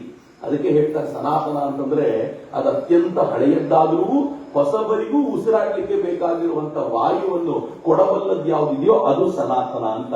ನಾವು ಅಂಥ ಸನಾತನಕ್ಕೆ ಸೇರಿದ್ದೀವಿ ಅನ್ನೋದು ಬಹಳ ಹೆಮ್ಮೆಯ ಸಂಗತಿ ಅಂತ. ಆದ್ರೆ ಯೋಚನೆ ಮಾಡಿ, ಯಾವತ್ತು ನಾವು ಉಳ್ಕೊಂಡ್ವಿ? ಇವತ್ತಿನ ಅನೇಕ ಮತಪಂಥಗಳನ್ನ ನೋಡಿದಾಗ ಅನ್ಸುತ್ತೆ ಅವರುಗಳು ಹೇಗಿದ್ದಾರೆ ಅಂತಂದ್ರೆ, ಒಂದು ಭಾರತದ ವೈಶಿಷ್ಟ್ಯ, ಹಿಂದೂ ಧರ್ಮದ ವೈಶಿಷ್ಟ್ಯ ಅಂದ್ರೆ ಹೊಸತನಕ್ಕೆ ತನ್ನ ಹಳೆಯ ಶಕ್ತಿಯನ್ನು ಬಿಡದೆ ಹೊಸತನಕ್ಕೆ ಜೋಡಿಸಿಕೊಳ್ಳಬಲ್ಲಂತ ತಾಕತ್ತು ನಮಗ ಮಾತ್ರ ಇರಲ್ಲ. ಜಗತ್ತಿನ ಅನೇಕ ಮತಪಂಥಗಳು ಹೆಂಗಿವೆ ಗೊತ್ತಾ? ಅವರುಗಳು ಬಟ್ಟೆ ಕೂಡ ಬದಲಾಯಿಸಿ ಇಚ್ಛೆ ಪಡಲ್ಲ. ಇಂಥ ಬಟ್ಟೆ ಹಾಕಬಾರದು, ಸ್ಕೂಲ್ ಮಕ್ಕಳು ಹಾಕಬಾರದು ಅಂತಂದ್ರೆ ಈ ರಾಜ್ಯದಲ್ಲಿ ಗಲಾಟೆ ಆಗುತ್ತೆ. ಇದೇ ಬಟ್ಟೆ ಹಾಕಬೇಕು. ಆಶ್ಚರ್ಯ ಏನು ಅಂತಂದ್ರೆ, ಕೆಲವೊಂದು ಮತಗಳು ಎಲ್ಲಿ ಮೂಲ ಹುಟ್ಟಿದುವೋ ಅಲ್ಲೇ ತಮ್ಮ ಬಟ್ಟೆಯನ್ನ ಬದಲಾಯಿಸಬೇಕು ಅಂತ ನಿಶ್ಚಯ ಮಾಡಿದ್ರು. ಎಲ್ಲಿ ಕನ್ವರ್ಟ್ ಆದ್ರೂ ಅಲ್ಲಿಯೂ ಚೇಂಜ್ ಆಗಲಿಲ್ಲ. ಅಂದ್ರೆ ಈ ತರದ ರಿಜಿಡಿಟಿ ಅಲ್ಲಿದೆ. ಕೆಲವು ಕಡೆ ಹೇಗಿದೆ ಅಂತಂದ್ರೆ ಭಾಷೆಯನ್ನು ಬದಲಾಯಿಸಲಿಕ್ಕೆ ಒಪ್ಕೊಳ್ಳೋದಿಲ್ಲ. ಆದ್ರೆ ನಾವು ಎಷ್ಟು ಸುಂದರವಾಗಿ ಜೋಡಿಸ್ಕೊಳ್ತಾ ಹೋದ್ವಿ ಅಂತಂದ್ರೆ, ನಮ್ಮ ಸಾಹಿತ್ಯಗಳಲ್ಲಿ ಈ ಬದಲಾವಣೆಗೆ ಬೇಕಾಗಿರುವ ಅವಕಾಶವನ್ನು ಹೆಂಗ್ ಕೊಟ್ವಿ ಅಂತಂದ್ರೆ, ನಾವು ವ್ಯಾವಹಾರಿಕ ಸತ್ಯವನ್ನ ಪಾರಮಾರ್ಥಿಕ ಸತ್ಯವನ್ನ ಸೆಪರೇಟ್ ಮಾಡ್ಕೊಂಡ್ಬಿಟ್ವಿ. ಅದು ನಮಗೆ ಲಾಭ ಆಗಿತ್ತು. ಪಾರಮಾರ್ಥಿಕ ಮತ್ತು ವ್ಯಾವಹಾರಿಕ ಸತ್ಯವನ್ನ ಒಂದೇ ಅಂತ ಭಾವಿಸಿ ವ್ಯಾವಹಾರಿಕ ಸತ್ಯವನ್ನೇ ನಿಜವಾದ ಸತ್ಯ ಅಂತ ತಿಳ್ಕೊಂಡು ಅದರಿಂದ ಓಡಿದ್ರೆ ಭಾರತ ಕೂಡ ಈ ಸುದೀರ್ಘ ಕಾಲ ಉಳಿತಿರಲಿಲ್ಲ. ಯಾವುದು ವ್ಯವಹಾರದಲ್ಲಿ ಬೇಕೋ ಈ ಸತ್ಯಕ್ಕೆ ನಾವು ಸ್ಮೃತಿಗಳನ್ನ ಮುಂದಿಟ್ಕೊಂಡ್ವಿ, ಯಾವುದು ಪಾರಮಾರ್ಥಿಕತೆಗೆ ಬೇಕೋ ಅದಕ್ಕೆ ಶ್ರುತಿಗಳನ್ನ ಮುಂದಿಟ್ಕೊಂಡು ಅದಕ್ಕೆ ತಕ್ಕಂತೆ ಬದುಕು ನಡೆಸಿದ್ವಿ. ಪಾರಮಾರ್ಥಿಕತೆ ಅವತ್ತಿನಿಂದ ಇವತ್ತು ಒಂದು ಚೂರು ಬದಲಾಗಲಿಲ್ಲ, ಆದರೆ ಸ್ಮೃತಿಗಳನ್ನ ಮಾತ್ರ ನಮ್ಮ ಕಾಲಕ್ಕೆ ತಕ್ಕಂತೆ ಬದಲಾಯಿಸಿಕೊಂಡು ನಮ್ಮ ನೀತಿ ನಿಯಮಗಳನ್ನ ಅದಕ್ಕೆ ತಕ್ಕಂತೆ ರೂಪಿಸಿಕೊಳ್ಳಿಕ್ಕೆ ಸಾಧ್ಯ ಆಯ್ತಲ್ಲ. ಯೋಚನೆ ಮಾಡಿ, ಏನು ಸುಂದರವಾದ ವ್ಯವಸ್ಥೆ ಇರ್ಬೋದು. ಯಾವ ವ್ಯವಸ್ಥೆಯನ್ನ ಇವತ್ತು ರೂಪಿಸಲಿಕ್ಕೆ ಅತ್ಯಾಧುನಿಕ ಜಗತ್ತಿನಲ್ಲೂ ಕೂಡ ಒದ್ದಾಟ ಇದೆಯೋ ಅದನ್ನ ನಮ್ಮ ಹಿರಿಯರು ಅಷ್ಟು ಸುಂದರವಾಗಿ ರೂಪಿಸಿದ್ರಲ್ಲ. ದುರದೃಷ್ಟಕರ ಸಂಗತಿ, ಇವುಗಳ ಕುರಿತಂತೆ ನಾವು ಯಾವತ್ತೂ ಚರ್ಚೆ ಮಾಡಲಿಕ್ಕೆ ಸಾಧ್ಯವೇ ಆಗೋದಿಲ್ಲ. ನಾನು ತುಂಬಾ ಬಾರಿ ಯೋಚಿಸ್ತಿರ್ತೀನಿ, ಹೆಂಗೆ ಇದೆಲ್ಲ ಸಾಧ್ಯ ಆಯಿತು. ಯಾವತ್ತಾದ್ರೂ ನಮ್ಮ ಮಕ್ಕಳ ಜೊತೆ ಚರ್ಚೆ ಮಾಡಬೇಕು, ಇದನ್ನ ಮನೆಯಲ್ಲಿ ಹಿರಿಯರು ಕೂತ ಚರ್ಚೆ ಮಾಡಬೇಕು. ಹೇಗೆ ನಮ್ಮ ಮನೆಯಲ್ಲಿ ಟಿವಿ ಹಾಕೊಂಡು ಬಿಗ್ ಬಾಸ್ ಬಗ್ಗೆ ಸಿಕ್ಕಾಪಟ್ಟೆ ಚರ್ಚೆ ಮಾಡ್ತೀವೋ, ಹೇಗೆ ನಮ್ಮ ಮನೆಯಲ್ಲಿ ಟಿವಿ ಹಾಕಿಕೊಂಡು ಎಲ್ಲೋ ನಡೆದಿರುವಂತಹ ಒಂದು ಸಂಗತಿ. ನಾನು ಕೆಲವೊಂದ್ಸಲ ಟಿವಿ ಚಾನೆಲ್ಗಳನ್ನು ನೋಡ್ತೀನಿ. ನಾನು ಟಿವಿ ನೋಡ್ಲಿಕ್ಕೆ ಸಿಗೋದಿಲ್ಲ, ಟ್ವಿಟರ್ ಅಲ್ಲಿ ನೋಡ್ತೀನಿ. ಆ ಟಿವಿ ಚಾನೆಲ್ ನ್ಯೂಸ್ ಬರುತ್ತೆ. ನ್ಯೂಸ್ ಬಂದಾಗ ಏನ್ ಬಂದಿರುತ್ತೆ ಅಂತಂದ್ರೆ, ಇವತ್ತು ಇಂಥ ನಟ ಬೆಳಗ್ಗೆ ಎದ್ದು ವಾಕಿಂಗ್ ಹೋದ ಅಂತ ಬಂದಿರುತ್ತೆ. ಏನ್ ವಿಶೇಷ ಅಂತಂದ್ರೆ, ನಾನು ಮೊನ್ನೆ ಯಾರ್ದೋ ನೋಡಿದೆ, ಇಂಥ ನಟ ಅವನು ತಿರುಪತಿಗೆ ಬೆಟ್ಟವನ್ನು ಹತ್ತಿಕೊಂಡು ಹೋದ. ಆಯ್ತು, ಏನ್ ವಿಶೇಷ? ಬಹಳ ಒಳ್ಳೇದು, ಸಂತೋಷ. ನಮ್ಗೆ ಏನ್ ಸಂಭ್ರಮ ಇದೆ ಅದರಲ್ಲಿ ಅಂತಂದ್ರೆ, ಆದ್ರೆ ಯಾವತ್ತಾದ್ರೂ ನಮ್ಮ ಜೊತೆ ಇರುವಂತ ತರುಣ ಪೀಳಿಗೆಗೆ, ಇವತ್ತು ತರುಣರ ಕುರಿತು ಸ್ವಲ್ಪ ಮಾತಾಡಿ ಹೇಳಿದ್ದಾರೆ, ತರುಣ ಪೀಳಿಗೆಗೆ ಯಾವತ್ತಾದ್ರೂ ವಾವ್ ಅನ್ಸುವಂತ ಈ ತರ ಸಂಗತಿಗಳನ್ನು ಕೇಳಿದೀವ? ಇದೇನು ಅದ್ಭುತವಾಗಿದೆ. 10,000 ವರ್ಷಗಳಿಂದ ಈಗ ಉಳ್ಕೊಂಡು ಬಂತಲ್ಲಪ್ಪ. ನೀನ್ ಹೇಳಿರುವಂತ ಒಂದು ಮಾತು 10 ನಿಮಿಷ ಉಳಿಯೋದಿಲ್ಲ. ಯಾವ ರೀಲ್ ಬಗ್ಗೆ ನಿನಗೆ ಹೆಮ್ಮೆ ಇದೆಯೋ, ನೀನು ಮಾಡಿರುವಂತ ರೀಲು ವೈರಲ್ ಆಯ್ತು ಅಂತ 3 ದಿನಗಳ ನಂತರ ಆ ರೀಲ್ ಬಗ್ಗೆ ಸಮಾಜದಲ್ಲಿ ಕೇಳಿದ್ರೆ ನೆನಪೇ ಇರೋದಿಲ್ಲ ಯಾರಿಗೂ. ಆದ್ರೆ ಗಾಯತ್ರಿ ಮಂತ್ರ 8,000 ವರ್ಷಗಳಿಂದ ಸರ್ಜನೆಗೊಂಡಿರುವಂತದ್ದು ಇವತ್ತಿನವರೆಗೂ ಇದೆಯಲ್ಲ. ಹೆಂಗೆ ಉಳಿತು ಅಂತ ಕೇಳಿಲ್ಲ ಅವ್ರಿಗೆ ಕೇಳಿ, ಹೆಂಗಪ್ಪ ತತ್ವಮಸಿ ಎನ್ನುವಂತ ಶ್ರೇಷ್ಠವಾಗಿರುವಂತ ಮಹಾವಾಕ್ಯಗಳಲ್ಲಿ ಒಂದಾಗಿರುವಂತ ತತ್ವಮಸಿ ಇವತ್ತಿನವರೆಗೂ ಇದೆ. ಬರೀ ಇರೋದಷ್ಟೇ ಅಲ್ಲ, ಆ ತತ್ವಮಸಿಯನ್ನ ಅನುಭವಿಸುವಂತವ್ರು ಎಷ್ಟು ಜನ ಇದ್ದಾರೆ? ಹೇಗ್ ಸಾಧ್ಯ ಆಯಿತು? ಯಾವ ಮಹಾವಾಕ್ಯ ಅಹಂ ಬ್ರಹ್ಮಾಸ್ಮಿ ಅದು ಹೇಗೆ ಇವತ್ತಿನವರೆಗೂ ಉಳ್ಕೊಂಡು ಬಂತು? ನಾವು ಮಾಡಿರುವಂತ ಒಂದು ರೀಲು ವೈರಲ್ ಆಗಿರೋ ರೀಲ್ ಇರಲಿಲ್ಲ. ಆದರೆ ಯಾವುದೇ ಸಾಧನಗಳು ಇಲ್ಲದೆ ಹೋದಾಗ ಶ್ರೇಷ್ಠವಾಗಿರುವಂತ ಸಂಗತಿಗಳೇನು ಹುಟ್ಟಿದ್ವೋ ಅದು ಯಾಕೆ ಉಳ್ಕೊಳ್ತು ಎನ್ನುವ ಈ ಪ್ರಶ್ನೆಗಳಿದೆಯಲ್ಲ, ಇದು ತರುಣ ಪೀಳಿಗೆಗೆ ಅನ್ನಿಸ್ಬೇಕು. ಯೋಚನೆ ಮಾಡ್ಬೇಕಲ್ಲಪ್ಪ ನಾನು. ಆದ್ರೆ ಇದು ಹೇಗೆ ಉಳ್ಕೊಳ್ತು? ನಾನು ಕಳೆದ ಅನೇಕ ದಿನಗಳಿಂದ ಉತ್ತರ ಹುಡುಕಾಡ್ತಿದ್ದೀನಿ ಇದಕ್ಕೆ. ಸ್ವಲ್ಪ ಹತ್ತಿರಕ್ಕೆ ಧರ್ಮಪಾಲ್ಜಿ ಉತ್ತರ ಕೊಡ್ತಾರೆ. ಧರ್ಮಪಾಲ್ಜಿ ಒಂದು ಪುಸ್ತಕ, ಅದು ಭಾರತೀಯ ಚಿತ್ತ ಮಾನಸ ಕಾಲ ಅಂತ ಪುಸ್ತಕ. ಧರ್ಮಪಾಲ್ಜಿ ಬಹಳ ದೊಡ್ಡ ಗಾಂಧಿವಾದಿಗಳು. ಅವರು ತುಂಬಾ ಅಧ್ಯಯನಶೀಲರು, ತುಂಬಾ ಚೆನ್ನಾಗಿ ಓದ್ಕೊಂಡ್ರು. ಹೆಂಗ್ ಗೊತ್ತೇನು, ಗಾಂಧೀಜಿ ಒಂದ್ಸಲ ಎಲ್ಲೋ ಮಾತನಾಡ್ತಾ ಹೇಳ್ಬಿಟ್ರು, ಭಾರತ ಅನ್ನೋದೊಂದು ಬ್ಯೂಟಿಫುಲ್ ಟ್ರೀ. ಅವ್ರು ಬಳಸಿರೋ ಪದ ಗಾಂಧೀಜಿ, ಭಾರತ ಅನ್ನೋದು ಬ್ಯೂಟಿಫುಲ್ ಟ್ರೀ, ಬ್ರಿಟಿಷರು ಇದನ್ನ ಅಲಗಾಡಿಸಿ ಇದ್ರ ಬುಡ ನಮ್ಗೆ ತೋರಿಸ್ಬಿಟ್ರು ಅಂತ. ಬುಡ ತೋರಿಸಿದ್ರು ಅಂದ್ರೆ ಅರ್ಥ ಏನ್ ಗೊತ್ತಾ? ಅದನ್ನು ಮೂಲೋತ್ಪಾಟನೆ ಮಾಡಿ ನಮ್ಗೆ ತೋರಿಸಿದ್ರು, ನೋಡಿ ಇದೇ ಬುಡ ಅಂತ. ಅಲ್ಲಿಗೆ ಆ ಮರ ಸತ್ತೋಯ್ತು ಅಂತ. ಅದನ್ನ ಕೇಳಿದ್ಮೇಲೆ ಇವರಿಗೆ ಅನ್ನಿಸ್ತು, ನಿಜವಾಗ್ಲೂ ಬ್ಯೂಟಿಫುಲ್ ಟ್ರೀ ನ ಭಾರತ ಅಂತ ನೋಡ್ಬೇಕು ಅಂತ. 18ನೇ ಶತಮಾನದ ಭಾರತ ಹೇಗಿತ್ತು ಅಂತ ಬ್ರಿಟಿಷರ ದಾಖಲೆಗಳನ್ನು ತೆಗೆತಾ ಓದ್ತಾ ಗಾಬರಿ ಆಗ್ಬಿಡ್ತವ್ರಿಗೆ. ಯಾವ ಜಾತಿ ಪದ್ಧತಿ ಇತ್ತು ಅಂತ ಹೇಳಿದ್ರು 18ನೇ ಶತಮಾನದಲ್ಲಿ ಇರಲಿಲ್ಲ. ಯಾವ ಜಾತಿ ಪದ್ಧತಿ ಬಗ್ಗೆ ಇವತ್ತು ನಾವು ಸಿಕ್ಕಾಪಟ್ಟೆ ಮಾತನಾಡ್ತೀವೋ ಅದು 18ನೇ ಶತಮಾನದ ಯಾವ ಶಾಲೆಗಳಲ್ಲೂ ಕಂಡು ಬರುತ್ತಿರಲಿಲ್ಲ. ಅತ್ಯುತ್ಕೃಷ್ಟವಾಗಿರುವಂತಹ ಕೃಷಿ ಪದ್ಧತಿ ಭಾರತದಲ್ಲಿತ್ತು. ಅತ್ಯುತ್ಕೃಷ್ಟವಾಗಿರುವಂತಹ ವೈಜ್ಞಾನಿಕ ಸಂಗತಿಗಳನ್ನ ಭಾರತ 18ನೇ ಶತಮಾನದಲ್ಲಿ, ಬಹಳ ಹಳೆದು ಏನೂ ಅಲ್ಲ, ಕಳೆದ 200-300 ವರ್ಷಗಳ ಹಿಂದೆ ಭಾರತ ಹಿಂಗಿತ್ತು. ಯಾಕೆ ಭಾರತ ಹಿಂಗಾಯ್ತು ಅಂತ ಒಂದು ಬ್ಯೂಟಿಫುಲ್ ಟ್ರೀ ಅಂತ ಸೀರೀಸ್ ಬರುತ್ತೆ. ಆ ಸೀರೀಸ್ ನಲ್ಲಿ ಒಂದು ಪುಸ್ತಕ ಭಾರತೀಯ ಚಿತ್ತ ಮಾನಸ ಕಾಲ. ಆ ಚಿತ್ತ ಮಾನಸ ಕಾಲದಲ್ಲಿ ಅವರು ಹೇಳ್ತಾರೆ, ಭಾರತದ ಅಂತಃಶಕ್ತಿ, ಹಿಂದೂ ಧರ್ಮದ ಒಂದು ವೈಶಿಷ್ಟ್ಯ ಏನು ಅಂತಂದ್ರೆ, ಹಿಂದೂ ಧರ್ಮ ಮಾತ್ರ, ನಂಗೆ ಗೊತ್ತಿಲ್ಲ ಬೇರೆ ಯಾರಾದ್ರೂ ಕೊಟ್ಟಿದ್ದಾರ ಅಂತ, ಪ್ರಶ್ನೆ ಕೇಳುವಂತ ಅಧಿಕಾರವನ್ನ ಪ್ರತಿಯೊಬ್ಬರಿಗೂ ಕೊಟ್ಟಿದ್ದಾರೆ. ಜಗತ್ನಲ್ಲಿ ಯಾರಿಗೂ ಇಲ್ಲ. ಜಗತ್ತಿನ ಅನೇಕ ಕಡೆಗಳಲ್ಲಿ ಪ್ರಶ್ನೆ ಕೇಳಿದ್ರೆ ಅವರನ್ನ ಸರ್ ತನ್ಸೆ ಜುದ ಅಂತ ತಲೆನೇ ಕಟ್ ಮಾಡ್ತಿರ್ತಾರೆ. ಆದ್ರೆ ಭಾರತ ಒಂದೇ ರಾಷ್ಟ್ರ, ಹಿಂದೂ ಧರ್ಮ ಒಂದೇ. ಪ್ರಶ್ನೆ ಕೇಳದೆ ಹೋದ್ರೆ ಬೇಸರ ಮಾಡ್ಕೊಳ್ಳುತ್ತೆ. ಪ್ರತಿದಿನ ಪ್ರವಚನ ಕೇಳ್ಕೊಂಡು ಹೀಗೆ ಹೋಗ್ತಾ ಇದ್ರೆ ಏನನ್ಸುತ್ತೆ ಅಂತಂದ್ರೆ, ಕೇಳ್ತಾರೆ ಸುಮ್ಮನೆ, ಆದ್ರೆ ಯಾರಾದ್ರೂ ಒಬ್ರು ಪ್ರಶ್ನೆ ಕೇಳಲಿಕ್ಕೆ ಅಂತ ಎದುರಿಗೆ ಬಂದ್ರೆ ಇವನಲ್ಲಿ ಪೊಟೆನ್ಶಿಯಾಲಿಟಿ ಇದೆ, ಇವನನ್ನು ಸರಿಯಾಗಿ ಧರ್ಮ ಕಾರ್ಯಕ್ಕೆ ಬಳಸ್ಕೊಳ್ಬಹುದು ಅಂತ ಗುರುಗಳಿಗೂ ಅನ್ಸುತ್ತೆ. ಇಲ್ಲದ್ರೆ ಸುಮ್ಮನೆ ಕೇಳ್ಕೊಂಡು ಹೋಗ್ತಾರೆ ಅಷ್ಟೇ, ರೂಢಿ ಆಗ್ಬಿಡತ್ತೆ. ನಾನು ತುಂಬಾ ಬಾರಿ ಅನ್ಕೊಳ್ತೀನಿ, ಬಹಳ ಜನ ಹೇಳ್ತಾರೆ ತರುಣರು ಬರಬೇಕು ಅಂತ. ಯಾಕೆ ತರುಣರು ಬರಬೇಕು ಅಂದ್ರೆ ಪ್ರಶ್ನೆ ಕೇಳ್ತಾರೆ. ಈ ಮದುವೆ ಆದ್ಮೇಲೆ ಏನಾಗುತ್ತೆ ಅಂತ ಪ್ರಶ್ನೆಗಳು ಸತ್ತೋಗ್ಬಿಡ್ತಾರೆ. ಇರೋದನ್ನ ಮ್ಯಾನೇಜ್ ಮಾಡಿದ್ರೆ ಸಾಕಪ್ಪ, ಹೇಳಿದ್ರಿ ಕೇಳೋಣ, ಮುಂದಕ್ಕೆ ಹೋಗೋಣ, ಪ್ರಶ್ನೆ ಯಾಕೆ ಅಂತ. ಹೀಗಾಗಿ ಹಿಂದೂ ಧರ್ಮದ ಸೆಂಟರ್ ಪಾಯಿಂಟ್ ಇಂದ ಬಹಳ ದೂರ ಬಂದ್ಬಿಡ್ತೀವಿ ನಾವು ಮದುವೆ ಆದ್ಮೇಲೆ. ಹಿಂದೂ ಧರ್ಮದ ಕೇಂದ್ರ ಎಲ್ಲಿದೆ ಅಂತಂದ್ರೆ ಈ ಪ್ರಶ್ನೆಗಳಲ್ಲಿದೆ. ಪ್ರಶ್ನೆಗಳು ಹೇಗೆ ಗೊತ್ತಾ, ಉಪನಿಷತ್ತು ಅನ್ನೋದೇ ಪ್ರಶ್ನೆಗಳ ಸಂಕೇತ. ಗುರುಗಳ ಜೊತೆಯಲ್ಲಿ ಕುಳಿತುಕೊಂಡು ಗುರುಗಳಿಗೆ ಪ್ರಶ್ನೆ ಹಾಕ್ತಾರೆ, ಗುರುಗಳು ಉತ್ತರಿಸ್ತಾ ಹೋಗ್ತಾರೆ, ಅದನ್ನು ಉಪನಿಷತ್ತು ಅಂತ ಕರೀತಾರೆ. ನಮ್ಮಲ್ಲೂ ಹೇಗಿದೆ ಅಂತಂದ್ರೆ ಉಪನಿಷತ್ತುಗಳು ಕೊಡುವಂತದ್ದು ಆರ್ಡಿನರಿ ಅಲ್ಲ. ಯಮನಿಗೆ ಹೋಗಿ ನಚಿಕೇತ ಪ್ರಶ್ನೆ ಕೇಳ್ತಾರೆ. ಯಾರು ನಚಿಕೇತ? ಒಬ್ಬ ಸಾಮಾನ್ಯವಾದ ಹುಡುಗ, 8-9 ವರ್ಷದ ಹುಡುಗ ಯಮನ ಮುಂದೆ ನಿಂತ್ಕೊಂಡು ಯಮನಿಗೆ ಪ್ರಶ್ನೆ ಕೇಳೋದು. ನಮ್ಗೆ ಯಮನ ಎದುರಿಗೆ ನಿಂತ್ಕೊಳ್ಳೋದೇ ಭಯ ಅನ್ನುವಂತಿರುವಾಗ ಒಬ್ಬ ಪುಟ್ಟ ಹುಡುಗ ಯಮನ ಮುಂದೆ ನಿಂತ್ಕೊಂಡು ಪ್ರಶ್ನೆ ಕೇಳ್ತಾನೆ, ಹುಟ್ಟೋಕ್ಕಿಂತ ಮುಂಚೆ ಎಲ್ಲಿದ್ದೆ, ಸತ್ ಮೇಲೆ ಎಲ್ಲಿಗೆ ಹೋಗ್ತೀನಿ ಹೇಳಿ ನನಗೆ. ಯಮ ಸಿಕ್ಕಾಪಟ್ಟೆ ಆಮಿಷಗಳನ್ನು ಒಡ್ಡಿದ, ಹೇಗಾದ್ರೂ ಮಾಡಿ ಡೈವರ್ಟ್ ಮಾಡ್ಬೇಕಲ್ಲ ಈ ಪ್ರಶ್ನೆಯಿಂದ. ನಿನಗೆ ನಾನು ಸಕಲ ಸಂಪತ್ತಿನ ಭಾಗ್ಯವನ್ನು ಕೊಡ್ತೀನಿ, ನೀನ್ ಕೇಳಿದ್ದನ್ನ ಕೊಡ್ತೀನಿ, 1000 ವರ್ಷಗಳ ಆಯಸ್ಸನ್ನ ಕೊಟ್ಟು ಅರ್ಧ ಭೂಮಂಡಲವನ್ನು ಕೊಡ್ತೀನಿ, ಆಳಿಕೊಂಡು ಹಾಯಾಗಿರು ಅಂತ ಹೇಳಿದ.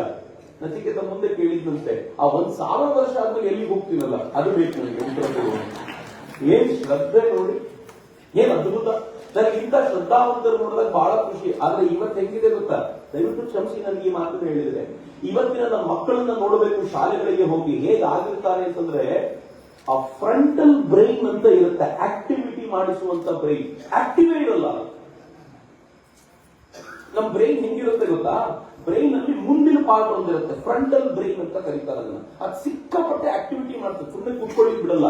ಅದು ಪ್ರಶ್ನೆಗಳನ್ನು ಕೇಳಿಸುತ್ತೆ, ಅದೇನಾದ್ರೂ ಕೆಲಸ ಮಾಡಬೇಕು ಅನ್ನಿಸ್ತಿರುತ್ತೆ, ಅದು ಕ್ರಿಯೇಟಿವ್ ಯೋಚನೆಗೆ ಕಾರಣವಾಗುತ್ತೆ. ಬ್ರೈನಿನ ಪೂರ್ತಿ ಹಿಂದೆ ಮೆಡುಲ್ಲಾ ಅಬ್ಲಾಂಗೇಟ ಅಂತ ಇರುತ್ತೆ. ಅದು ಏನ್ ಮಾಡುತ್ತೆ ಅಂತಂದ್ರೆ, ಏನ್ ಅದ್ರೊಳಗೆ ಬರದಿರುತ್ತೋ ಸೈಲೆಂಟ್ ಆಗಿ ಅದನ್ನ ಮಾಡ್ತಿರುತ್ತೆ.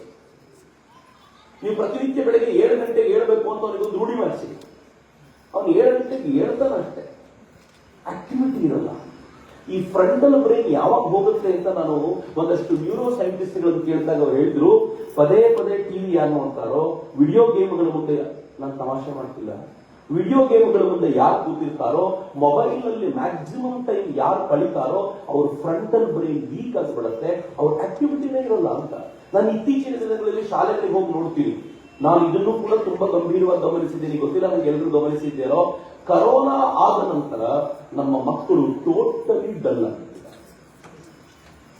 ನಾನು ಮೊದಲೆಲ್ಲ ಸ್ಕೂಲಿಗೆ ಹೋದ್ರೆ ನಮ್ಮ ಟೀಚರ್ ಹೇಳ್ತಿದ್ರು, ಸರ್ ಸ್ವಾತಂತ್ರ್ಯದ ಕಥೆಗಳನ್ನು ಹೇಳಿ ಸರ್ ಅವರಿಗೆ ಅಂತ. ನನಗೂ ಬಹಳ ಖುಷಿ ಆಗೋದು ಸ್ವಾತಂತ್ರ್ಯದ ಕಥೆಗಳನ್ನು ಹೇಳಿ. ಈಗ ಏನ್ ಹೇಳ್ತಾರೆ ಗೊತ್ತಾ ಟೀಚರ್ಗಳು, ಸರ್ ಒಂದು 20 ನಿಮಿಷ ಕಾನ್ಸಂಟ್ರೇಷನ್ ಮಾಡೋದು ಹೆಂಗೆ ಅಂತ ಅವ್ರಿಗೆ ಹೇಳ್ಕೊಡಿ ಸರ್.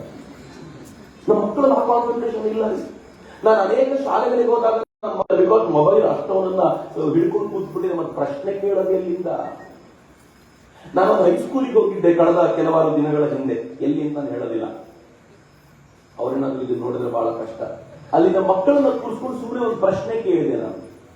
ಅವರು ನಗ್ತಾ ಇಲ್ಲ, ಮಾತನಾಡ್ತಾ ಇಲ್ಲ ಅನ್ನೋ ಕಾರಣಕ್ಕೆ ಒಂದು ಪ್ರಶ್ನೆ ಕೇಳಿದೆ. ಪ್ರಶ್ನೆ ಏನಿತ್ತು ಗೊತ್ತಾ, ನಿಮ್ ಜೀವನದ ಗುರಿ ಏನು ಅಂತ ಮಾತಾಡ್ತಾರ ಅಂತ.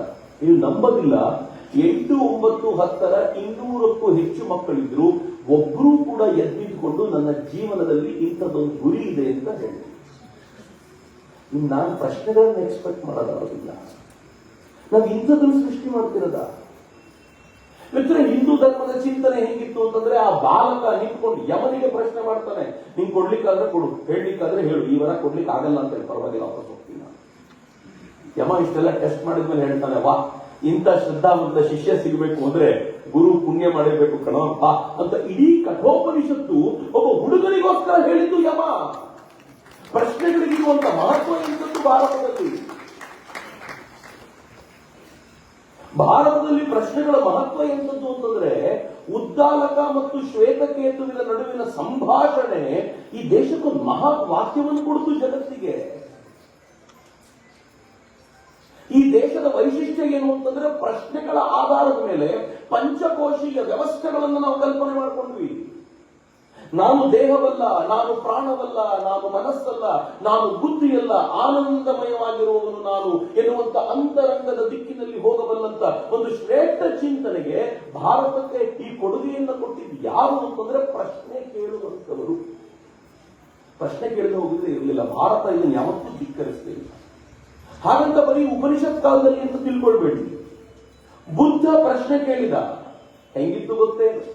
ಪ್ರಶ್ನೆಗಳನ್ನ ಕೇಳುವ, ಅದಕ್ಕೆ ಉತ್ತರವನ್ನು ಹುಡುಕುವ ಕ್ಯೂರಿಯಾಸಿಟಿ ಹುಟ್ಟಿಸ್ಲಿಲ್ಲ ಅಂತಂದ್ರೆ ಯಾವಾಗ ಬೌದ್ಧ ಮತ ಬಂದಾಗ ಏನೇನು ಪ್ರಾಬ್ಲಮ್ ಆಗಿತ್ತೋ ಅದೇ ಪ್ರಾಬ್ಲಮ್ ವಾಪಸ್ ಬರುತ್ತೆ. ಆ ಕಾರಣ ಹೇಳ್ತಿದ್ದೀನಿ. ಬುದ್ಧ ಈ ನಾಡಿನಲ್ಲಿ ತಿರುಗಾಡುವಾಗ ಏನ್ ಮಾಡಿದ ಗೊತ್ತಾ? ನಮ್ಮ ತರುಣರನ್ನು ಕೂರಿಸ್ಕೊಂಡು ಒಂದಷ್ಟು ಪ್ರಶ್ನೆಗಳನ್ನ ಅವ್ರ ತಲೆಗೆ ತುಂಬಲಿಕ್ಕೆ ಶುರು ಮಾಡಿದ್ದಾರೆ. ಆ ಪ್ರಶ್ನೆಗಳನ್ನು ಕೇಳಿದಾಗ ಆ ತರುಣರಿಗೆ ಉತ್ತರ ಕೊಡ್ಲಿಕ್ಕೆ ಆಗ್ಲಿಲ್ಲ. ಉತ್ತರ ಕೊಡ್ಲಿಕ್ಕೆ ಆಗದೆ ಹೋದಾಗ ಅವರಿಗೆ ಬುದ್ಧ ಬಹಳ ಗ್ರೇಟು ಅನ್ನಿಸ್ತು. ಎಲ್ಲರೂ ವೈದಿಕ ಪಂಥವನ್ನ ಬಿಟ್ಟು ಬುದ್ಧನ ಹಿಂದೆ ಹೋದ್ರು. ಹೇಗೆ ಹೋದ್ರು? ವೈದಿಕ ಪಂಥವೇ ಖಾಲಿಯಾಗ್ಬಿಡುತ್ತೆ ಅನ್ನೋ ಹೆದರಿಕೆ ಬಂದ್ಬಿಡ್ತು. ತರುಣರಿಲ್ಲ, ಎಲ್ಲರೂ ಆ ಕಡೆ ಧಾವಿಸ್ತಾ ಇದ್ದಾರೆ. ಯಾಕೆ ಅಂತಂದ್ರೆ ಅವರುಗಳಲ್ಲಿ ಆಲೋಚನಾ ಶಕ್ತಿಯನ್ನ ಉತ್ಪಾದಿಸುವಂತ ಸಾಮರ್ಥ್ಯವನ್ನ ನಾವು ಬಿಟ್ಟಿರುವುದಿಲ್ಲ. ಈಗಲೂ ಏನಾದರೂ ಎಡವಟ್ಟು ಮಾಡಿಕೊಂಡ್ರೆ ಇಂಥದ್ದೇ ಪರಿಸ್ಥಿತಿ ಬಂದ್ಬಿಡತ್ತೆ ಅನ್ನೋ ಆತಂಕ ನನಗೆ. ಆದ್ರೆ ಆಮೇಲಿಂದ ಆಶ್ಚರ್ಯ ಏನು ಗೊತ್ತಾ? ಆಚಾರ್ಯ ಶಂಕರರು ಬಂದರು ಬುದ್ಧನ ಬಹುಕಾಲದ ನಂತರ. ಬಂದವರು ಮತ್ತೆ ಅದೇ ದಿಕ್ಕಲ್ಲಿ ಹೋಗ್ತಾ ಇವರೊಂದಷ್ಟು ಹೊಸ ಪ್ರಶ್ನೆಗಳನ್ನು ಹಾಕಿದ್ರು.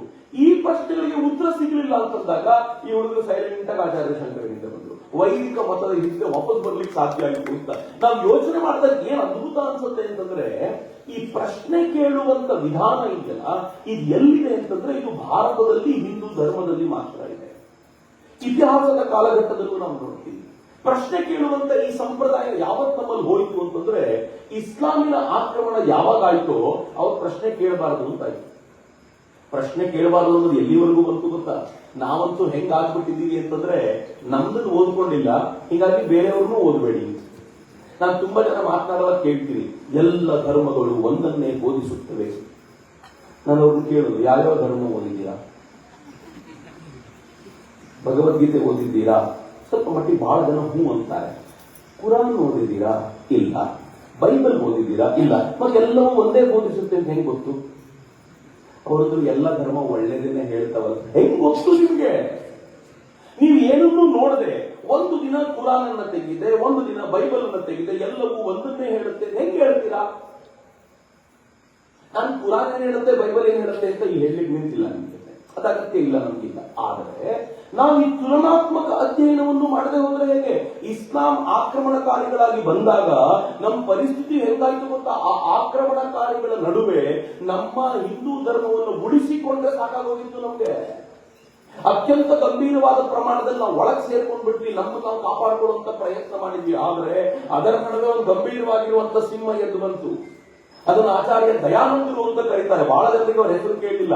ಸ್ಕೂಲ್ ನಲ್ಲಿ ಒಂದು ಸಾಲ ಬಂದಿರುತ್ತೆ, ದಯಾನಂದ ಸರಸ್ವತಿ ಅವರು ಆರ್ಯ ಸಮಾಜವನ್ನ ಸ್ಥಾಪಿಸಿದ್ರು. ಬರೀ ಆರ್ಯ ಸಮಾಜ ಸ್ಥಾಪಿಸಿದಲ್ಲ, ದಯಾನಂದರು ಪ್ರಶ್ನೆ ಕೇಳುವಂತ ಈ ಚಿಂತನೆಯನ್ನ ವಾಪಸ್ ತಂದ್ರು. ಹೆಂಗ್ ತಂದ್ರು ಅಂತಂದ್ರೆ, ಅವರು ಇಸ್ಲಾಂನ, ಕ್ರಿಶ್ಚಿಯಾನಿಟಿಯನ್ನ, ಯಹೂದ್ಯರನ್ನ, ಕೊನೆಗೆ ಹಿಂದೂ ಧರ್ಮದ ಭಿನ್ನ ಭಿನ್ನ ಪಂಥಗಳನ್ನು ಕೂಡ ಅದರಲ್ಲಿ ಸೇರ್ಕೊಂಡಿರುವಂತ ಎಲ್ಲ ಕೆಡುಕುಗಳ ಕುರಿತಂತೆ ಪ್ರಶ್ನೆ ಹೆಂಗ್ ಮಾಡಿದ್ರು ಅಂದ್ರೆ, ಉತ್ತರ ಕೊಡ್ಲಿಕ್ಕಂದ್ರೆ ಒದ್ದಾಡ್ತಿದ್ರು ಜನ. ವಿವೇಕಾನಂದರ ಬಗ್ಗೆ ಬರೆದಿರೋ ಪುಸ್ತಕದಲ್ಲಿ ಕುವೆಂಪು ಹೇಳ್ತಾರೆ, ಈ ದಯಾನಂದ ಬೀಸಿದ ಗದೆಗೆ, ಎಷ್ಟು ಚೆನ್ನಾಗಿದೆ ನೋಡಿ, ದಯಾನಂದ ಬೀಸಿದ ಗದೆಗೆ ಹೊರಗಡೆಯ ಮತಗಳು ಪುಡಿಯಾಗೋದಿರ್ಲಿ, ಒಳಗಡೆ ಮತಗಳು ನಡಗಿಬಿಟ್ಟು ಒಂದ್ಸಲ ಅಂತ ಹಂಗ ಬೀಸಿದ್ರು ಅಂತ. ಸೊ ಆ ಪರಿ ಪ್ರಶ್ನೆ ಕೇಳಿದ್ರು. ಆದ್ರೆ ಆಶ್ಚರ್ಯ ಏನು ಗೊತ್ತಾ? ಹೊರಗಡೆಯವರು ಅವರನ್ನು ವಿರೋಧಿಸಿದ್ರು, ಅವರನ್ನ ಕೊಲ್ಲಬೇಕು ಅಂತ ಪ್ರಯತ್ನ ಪಟ್ಟರು. ಆದ್ರೆ ಹಿಂದೂ ಧರ್ಮ ಯಾವತ್ತೂ ಅವರನ್ನು ಕೊಲ್ಲಬೇಕು ಅಂತ ಹೇಳಿಲ್ಲ. ಯಾಕೆಂದ್ರೆ ಪ್ರಶ್ನೆ ಕೇಳುವಂತ ಮನೋಧರ್ಮ ನಮ್ಮಲ್ಲಿತ್ತು. ಆದ್ರೆ ಆಕ್ರಮಣಕಾರಿಗಳಾಗಿ ಬಂದ ಕ್ರಿಶ್ಚಿಯನ್ರು ಏನ್ ಮಾಡಿದ್ರು ಗೊತ್ತಾ? ಅವರು ಈ ಪ್ರಶ್ನೆಗಳನ್ನು ತಿರುಗಿಸಿಬಿಟ್ರು. ಹೆಂಗೆ ತಿರುಗಿಸಿದ್ರು ಅಂತಂದ್ರೆ, ಅಲ್ಲಿಯವರೆಗೂ ಸ್ಮೃತಿಗಳನ್ನ ನಾವು ಸಂಸ್ಕೃತದಲ್ಲಿ ಓದ್ತಾ ಇದ್ವಿ, ಅಲ್ಲಿವರೆಗೂ ವೇದಗಳನ್ನ ಸಂಸ್ಕೃತದಲ್ಲಿ ಅರ್ಥ ಮಾಡ್ಕೊಳ್ತಿದ್ವಿ, ಅಲ್ಲಿವರೆಗೂ ರಾಮಾಯಣವನ್ನ ಸಂಸ್ಕೃತದಲ್ಲಿ ನಮ್ಗೆ ಅರ್ಥ ಆಗ್ತಿತ್ತು, ಅಥವಾ ಕನ್ನಡದಲ್ಲೂ ಬೇರೆ ಬೇರೆ ಬರೆದಿದ್ರು. ಇವ್ರು ಏನ್ ಮಾಡಿದ್ರು ಗೊತ್ತಾ? ಈ ಎಲ್ಲಾ ಸಾಹಿತ್ಯವನ್ನ ಇಂಗ್ಲಿಷಿಗೆ ಅನುವಾದ ಮಾಡಿದ್ರು. ಇಂಗ್ಲಿಷಿಗೆ ಅನುವಾದ ಮಾಡಿದ್ದಾದ್ರೂ ಹೆಂಗೆ? ಅವ್ರಿಗೆ ಹೆಂಗ್ ಬೇಕೋ ಹಂಗೆ. ಇದು ಹೀಗಿರಬಹುದು ಅಂತ ನಮ್ಗೆ ನಮಗ್ ಅನ್ಸುತ್ತೆ ಅಂತ ಅವ್ರು ಹೇಳಿದ್ರು. ಕೊನೆಗೆ ಅನ್ಸುತ್ತೆ ಅನ್ನೋದು ಹೋಗಿ ಇದು ಹೀಗೆ ಅಂತ ಹೇಳಲಿಕ್ಕೆ ಶುರು ಮಾಡ್ಬಿಟ್ರು. ಹೆಂಗ್ ಹೇಳಲಿಕ್ಕೆ ಶುರು ಮಾಡಿದ್ರು ಅಂತಂದ್ರೆ, ನಾವು ಕಾಲಕ್ರಮದಲ್ಲಿ ಸಂಸ್ಕೃತವನ್ನ ಮರೆತದ್ರ ಪರಿಣಾಮವಾಗಿ ನಮಗೆ ಇಂಗ್ಲಿಷ್ ನಲ್ಲೇ ಓದ್ಬೇಕಾಗಿ ಬಂತು. ಇವತ್ತು ನನಗೂ ಕೂಡ ಕಠೋಪನಿಷತ್ತು ಪುಣ್ಯವಶಾತ್ ಕನ್ನಡದಲ್ಲಿದೆ, ನಮ್ಮ ಆಚಾರ್ಯರುಗಳೇ ಬರೆದಿದ್ದಾರೆ, ಅದನ್ನು ಓದಿ ಅರ್ಥ ಆಗುತ್ತಾಗ ಅನೇಕ ಸಂಗತಿಗಳನ್ನ ಓದಬೇಕು ಅಂದ್ರೆ ಇಂಗ್ಲಿಷ್ ಲೇಖಕರನ್ನ ಅನುಸರಿಸಬೇಕು. ಆ ಇಂಗ್ಲಿಷ್ ಲೇಖಕರ ಈ ಪರಿಸ್ಥಿತಿ ಹೆಂಗಿರುತ್ತೆ ಅಂತಂದ್ರೆ, ಭಾರತವೇ ಅರ್ಥವಾಗದ ಜನ ಇಂಗ್ಲಿಷ್ ಹೆಂಗ್ ಅರ್ಥೈಸ್ಕೋಬಹುದು, ಭಾರತೀಯತೆ ಹೆಂಗ್ ಅರ್ಥೈಸ್ಕೋಬಹುದು. ನಾನು ಸುಮ್ಮನೆ ನಿಮ್ಗೆ ಹೇಳದ್ ನೋಡಿ, ಭಾರತ ಅರ್ಥ ಆಗದವ್ರು ಹೆಂಗಿರ್ತಾರೆ ಅಂತ. ಧರ್ಮ ಅಂತಂದ್ರೆ ಏನು ಇಂಗ್ಲಿಷ್ ನಲ್ಲಿ ಗೊತ್ತಿರೋ ರಿಲಿಜನ್ ಅಂತ ನಾವು ತಕ್ಷಣ ಹೇಳ್ತೀವಿ. ಆದ್ರೆ ವಾಸ್ತವವಾಗಿ ರಿಲಿಜನ್ ಅಂತಂದ್ರೆ ಅರ್ಥ ಏನ್ ಗೊತ್ತಾ? ಡಿಕ್ಷನರಿ ಅರ್ಥ ಏನ್ ಗೊತ್ತಾ? ರಿಲಿಜನ್ ಅಂತಂದ್ರೆ ಯಾವುದಕ್ಕೆ ಒಬ್ಬನೇ ದೇವರಿರ್ತಾನೋ, ಒಬ್ಬನೇ ಪ್ರವಾದಿ ಇರ್ತಾನೋ, ಅಂದ್ರೆ ಅದರ ಮೂಲ ಪುರುಷ ಒಬ್ಬನೇ ಇರ್ತಾನೋ, ಒಂದೇ ಪುಸ್ತಕ ಇರುತ್ತೋ ಅದು ರಿಲಿಜನ್. ಧರ್ಮ ಅಂತಂದ್ರೆ ಏನ್ ಗೊತ್ತಾ? ಒಬ್ಬನೇ ದೇವರಲ್ಲ, ತುಂಬಾ ಜನ ಇರ್ತಾರೆ. ಧರ್ಮ ಅಂತಂದ್ರೆ ಒಂದೇ ಪುಸ್ತಕ ಅಂತ ಇರೋದಿಲ್ಲ. ಹಿಂದೂ ಧರ್ಮ ಯಾಕೆ ಹಿಂದೂ ಒಂದೇ ಧರ್ಮ ಅಂತಂದ್ರೆ, ನಮ್ ಪುಸ್ತಕ ಯಾವ್ದನ್ನು ಓದಬೇಕು ಅಂತ ಹೇಳಿದ್ರೆ ಲೈಬ್ರರಿ ತೋರಿಸ್ಬೇಕು. ನಾವು ಇಷ್ಟು ಪುಸ್ತಕ ನಮ್ದೆ ಹೋಗ್ಬೋದು. ಯಾವ್ದ್ರಿಂದ ಬೇಕಿದ್ರು ಪ್ರಶ್ನೆಗಳು ಬರ್ಬೋದು, ಯಾವ್ದ್ರಿಂದ ಬೇಕಿದ್ರು ನಿನಗೆ ಅಂತರ್ ಬೆಳಕನ್ನು ತೋರಿಸುವಂತ ದಿಕ್ಕಾಗ್ಬೋದು, ಎಲ್ಲವನ್ನೂ ಓದು ಅಂತ ಹೇಳ್ತೀವಿ. ಹಿಂದೂ ಧರ್ಮವನ್ನು ಹುಟ್ಟಿಸಿದವನು ಯಾರು ಅನ್ನೋ ಪ್ರಶ್ನೆ ಅನೇಕರು ವ್ಯಂಗ್ಯವಾಗಿ ಕೇಳ್ತಾರೆ. ಆದ್ರೆ ನಾನು ಆಗಲೆಲ್ಲ ಹೆಮ್ಮೆಯಿಂದ ಉತ್ತರ ಕೊಡ್ತೀನಿ, ನಮಗೆ ಹುಟ್ಟಿಸಿದವರು ಇಲ್ಲ. ಯಾಕೆ ಅಂತಂದ್ರೆ ನಾವು ಧರ್ಮ, ನೀವು ರಿಲಿಜನ್, ಅದಕ್ಕೆ ನೀವು ಹುಟ್ಟಿಸಿದವ್ರು ಬೇಕು. ನಮಗೆ ಇಡೀ ಜಗತ್ತಿನ ಆದಿಯೇ ನಾವಾಗಿರೋದ್ರಿಂದ ನಮ್ಗೆ ಹುಟ್ಟಿಸಿದವರು ಯಾರು ಇರೋದಿಲ್ಲ ಕಣ. ಆದಿ ಇಲ್ಲದೆ ಇರೋದ್ರಿಂದ ಅಂತ್ಯವೂ ಇಲ್ಲದೆ ಇರುವಂತ ಏಕೈಕ ಧರ್ಮ ನಮ್ದು ಅಂತ ಈ ಕಾರಣ ಬಹಳ ಹೆಮ್ಮೆ ಪಡ್ತೀನಿ ನಾನು. ಈ ಅನುವಾದದ ಪ್ರಾಬ್ಲಮ್ ನೋಡಿ, ಅವ್ರು ವರ್ಷಿಪ್ ಅನ್ನ, ಪೂಜೆನ ವರ್ಷಿಪ್ ಅಂದ್ವಿ ನಾವು. ಇಲ್ಲಿ ಇಂಗ್ಲಿಷ್ ಎಲ್ರಿಗೂ ಗೊತ್ತು. ಪೂಜೆ ಅಂತಂದ್ರೆ ಏನು ಅಂತ ಹೇಳಿದ್ರೆ ವರ್ಷಿಪ್ ಅಂತ ಕರೀತಾರೆ. ಅದಕ್ಕೆ ಅವ್ರು ನಮ್ಮನ್ನ ಆಡ್ಕೊಳ್ತಾರೆ, ನೀವೇನಪ್ಪ ಸಿಕ್ಕಿವ್ರನ್ನೆಲ್ಲ ವರ್ಷಿಪ್ ಮಾಡ್ತೀರಾ ಅಂತ. ಅವ್ರಲ್ಲಿ ವರ್ಷಿಪ್ ಅಂದ್ರೆ ಹೆಂಗ್ ಗೊತ್ತಾ?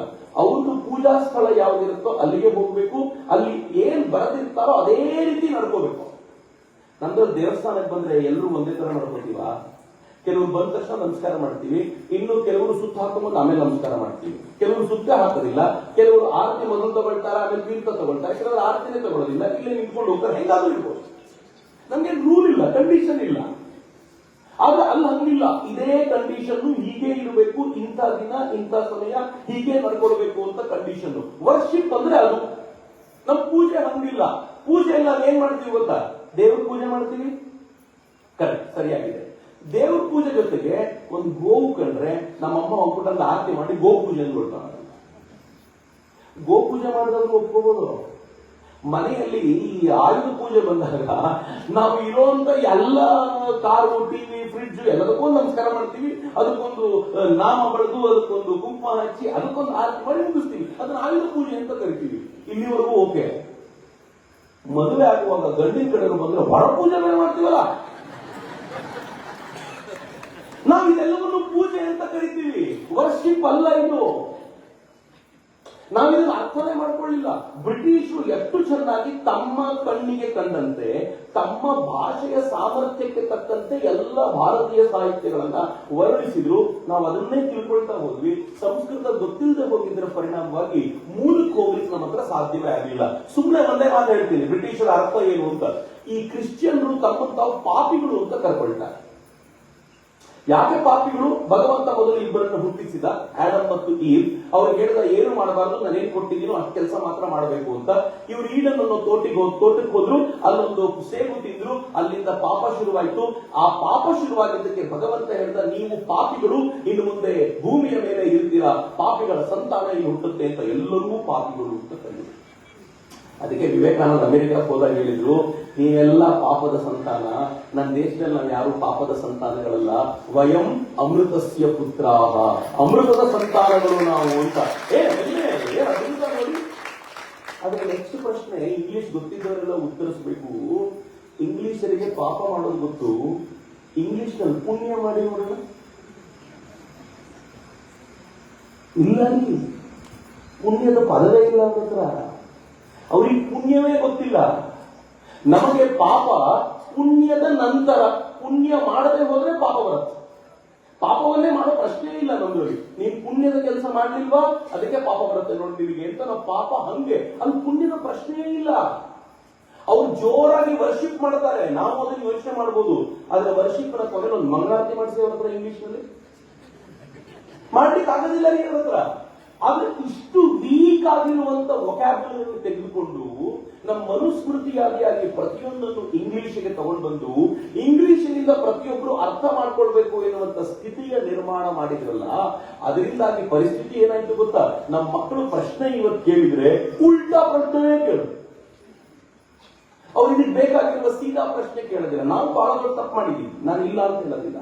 ಬಾಬಾ ಸಾಹೇಬ್ ಅಂಬೇಡ್ಕರ್ ಸಂಸ್ಕೃತ ಕಲಿಸಿ ಅಂತ ನಮ್ಮಗಳವರು ಕೇಳಿದ್ರು, ಧಿಕ್ಕರಿಸಿದ್ರು. ನಮಗೆ ಕಲಿಸೋದಿಲ್ಲ, ನೀವೆಲ್ಲ ಯಾವ ಜಾತಿಯವರು ಏನು ನಿಮ್ಗೆಲ್ಲ ಕಲಿಸೋದಿಲ್ಲ ಅಂತ.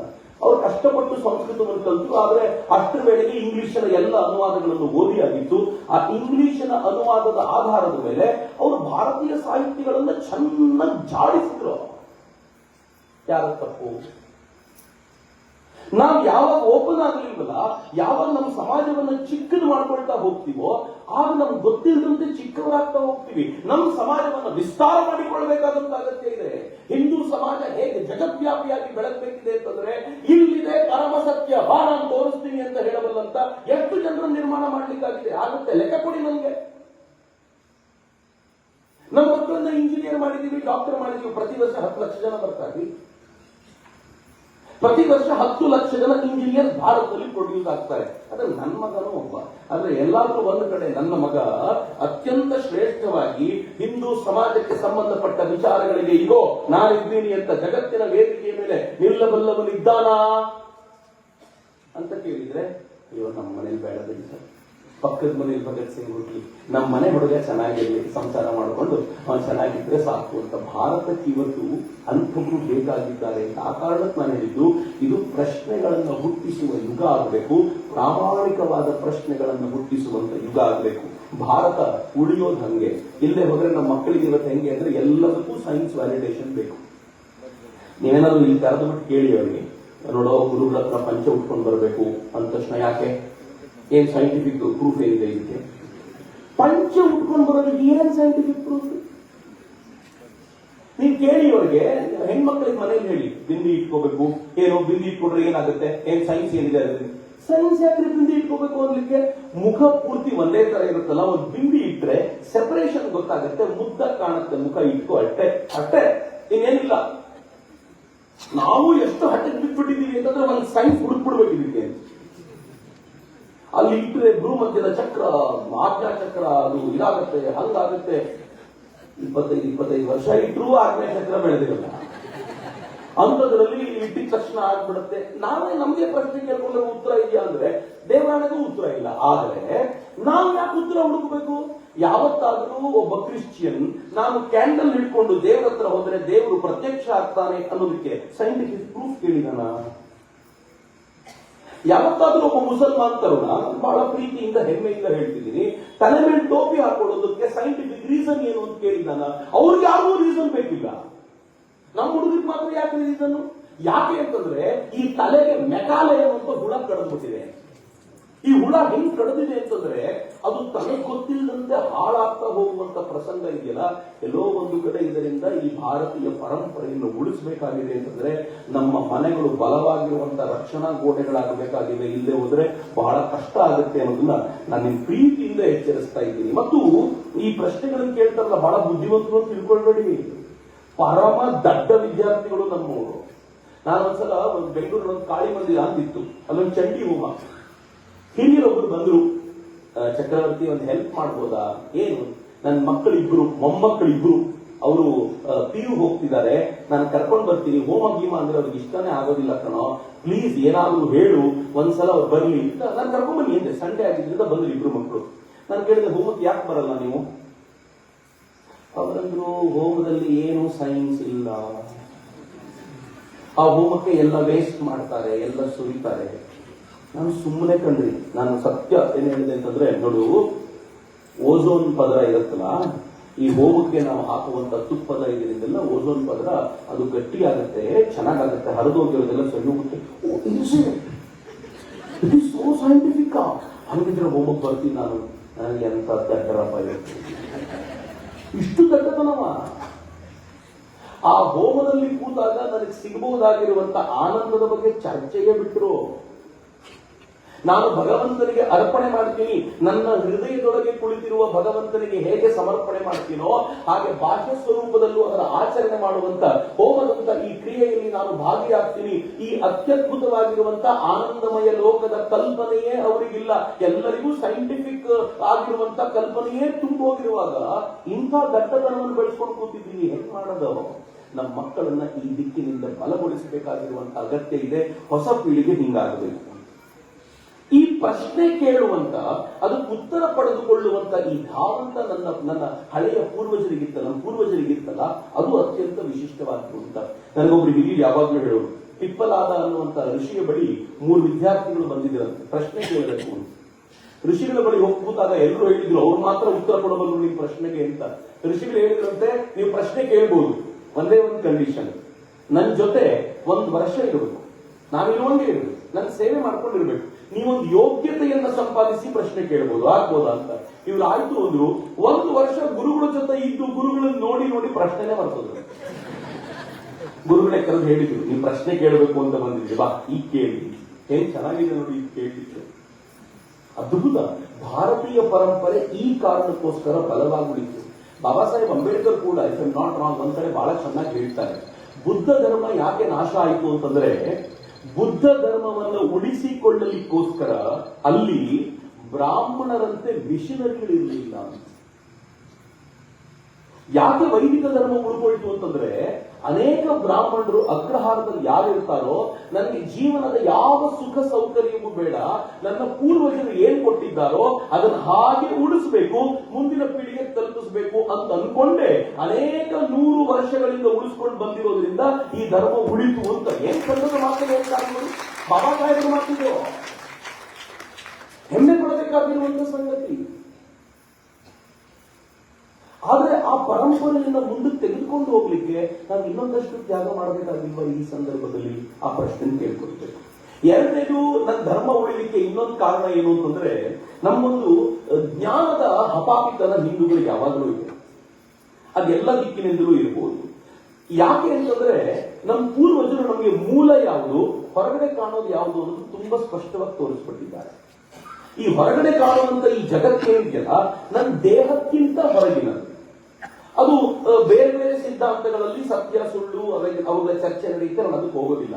ಆದ್ರೆ ದೇಹಕ್ಕಿಂತ ಆಚಿನದು ನಿಜವಾದ ಸತ್ವ ಒಳಗಿದೆ, ಅದನ್ನು ಹುಡುಕುವಂತ ಎಷ್ಟು ಸುಂದರವಾಗಿ ನಮ್ಮ ಪೂರ್ವಜರು ಹೇಳ್ಕೊಟ್ರು ಅಂತಂದ್ರೆ, ಗೊತ್ತೋ ಗೊತ್ತಿಲ್ಲದೇನೋ ನಮ್ಮೆಲ್ಲರ ರಕ್ತದಲ್ಲೂ ಅದೇ ಹರಿತಾ ಇರೋದ್ರಿಂದ ಪ್ರತಿಯೊಬ್ಬ ಮಗುವೂ ಕೂಡ ಯಾವತ್ತಾದ್ರೂ ಒಂದಿನ ಇದನ್ನು ತಿಳ್ಕೊಳ್ಬೇಕು ಎನ್ನುವಂತ ಭಾವನೆಯೊಂದಿಗೆ ಹುಟ್ಟುತ್ತೆ, ಅದನ್ನು ತಿಳ್ಕೊಳ್ಳೋ ಪ್ರಯತ್ನ ಮಾಡುತ್ತೆ.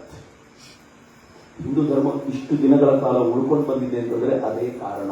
ಅದಕ್ಕೆ ನಮ್ಮ ಪೂರ್ವಜರು ಹೇಳಿದ್ರು, 2 ಥರದ ವಿದ್ಯೆ ಇದೆ, ಪರ ಮತ್ತು ಅಪರ ಅಂತ. ಬಹುಶಃ ಮುಂಡಕದಲ್ಲಿ ಹೇಳ್ತಾರೆ ಅದನ್ನ, ದ್ವೇ ವಿದ್ಯೆ ವೇದಿತವ್ಯೇ ಅಂತ ಹೇಳ್ತಾರೆ. ಯಾರು ಹೇಳ್ತಾರೆ? ಬ್ರಹ್ಮವಾದಿಗಳು ಇದನ್ನು ಹೇಳ್ತಾರೆ, ಬ್ರಹ್ಮವಿದ್ದರು ಇದನ್ನು ಹೇಳ್ತಾರೆ. ಏನ್ ಹೇಳ್ತಾರೆ? ಪರಾಚ ಅಪರಾಚ, 2 ಥರದ ವಿದ್ಯೆ ಇದೆ ಅಂತ, ಪರ ಮತ್ತು ಅಪರ ಅಂತ. ಈ ಪರ ಮತ್ತು ಅಪರ ವಿದ್ಯೆಗಳನ್ನ ಆಧಾರವಾಗಿರಿಸಿಕೊಂಡು ಈ ದೇಶ ಏನು ಅದ್ಭುತವಾಗಿರುವಂತ ಪರಿಕಲ್ಪನೆ ನಿರ್ಮಾಣ ಮಾಡ್ತದೆ ಗೊತ್ತಾ ಮಿತ್ರ? ಈ ದೇಶದ ಶಕ್ತಿ ಎಲ್ಲಿದೆ ಅಂತಂದ್ರೆ, ಈ ದೇಶ ಒಂದು ವ್ಯವಸ್ಥೆ ನಿರ್ಮಾಣ ಮಾಡಿದೆಯಲ್ಲ ಹಿಂದೂ ಧರ್ಮ, ಜಗತ್ತಿನಲ್ಲಿ ಇವತ್ತಿನವರೆಗೂ ಇದಕ್ಕೆ ಪ್ಯಾರಲಲ್ ಆಗಿರುವಂತ ಅಥವಾ ಇದಕ್ಕಿಂತಲೂ ಇನ್ನೊಂದು ಉತ್ತಮವಾದ ವ್ಯವಸ್ಥೆ ನಿರ್ಮಾಣ ಮಾಡಲಿಕ್ಕಾಗಲಿಲ್ಲ.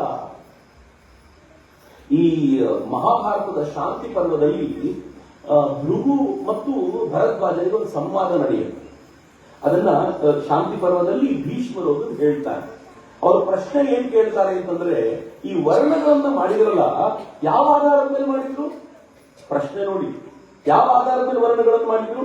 ಕೃಷ್ಣ ಹೇಳಿ ಹೋಗಿದ್ದಾರೆ, ಚಾತುರ್ವರ್ಣಂ ಮಯಾ ಸೃಷ್ಟಂ ಅಂತ ಹೇಳಿದ ನಂತರವೂ ಕೂಡ ಇವ್ರು ಪ್ರಶ್ನೆ ಕೇಳ್ತಾರೆ, ಯಾವ ಆಧಾರದ ಮೇಲೆ?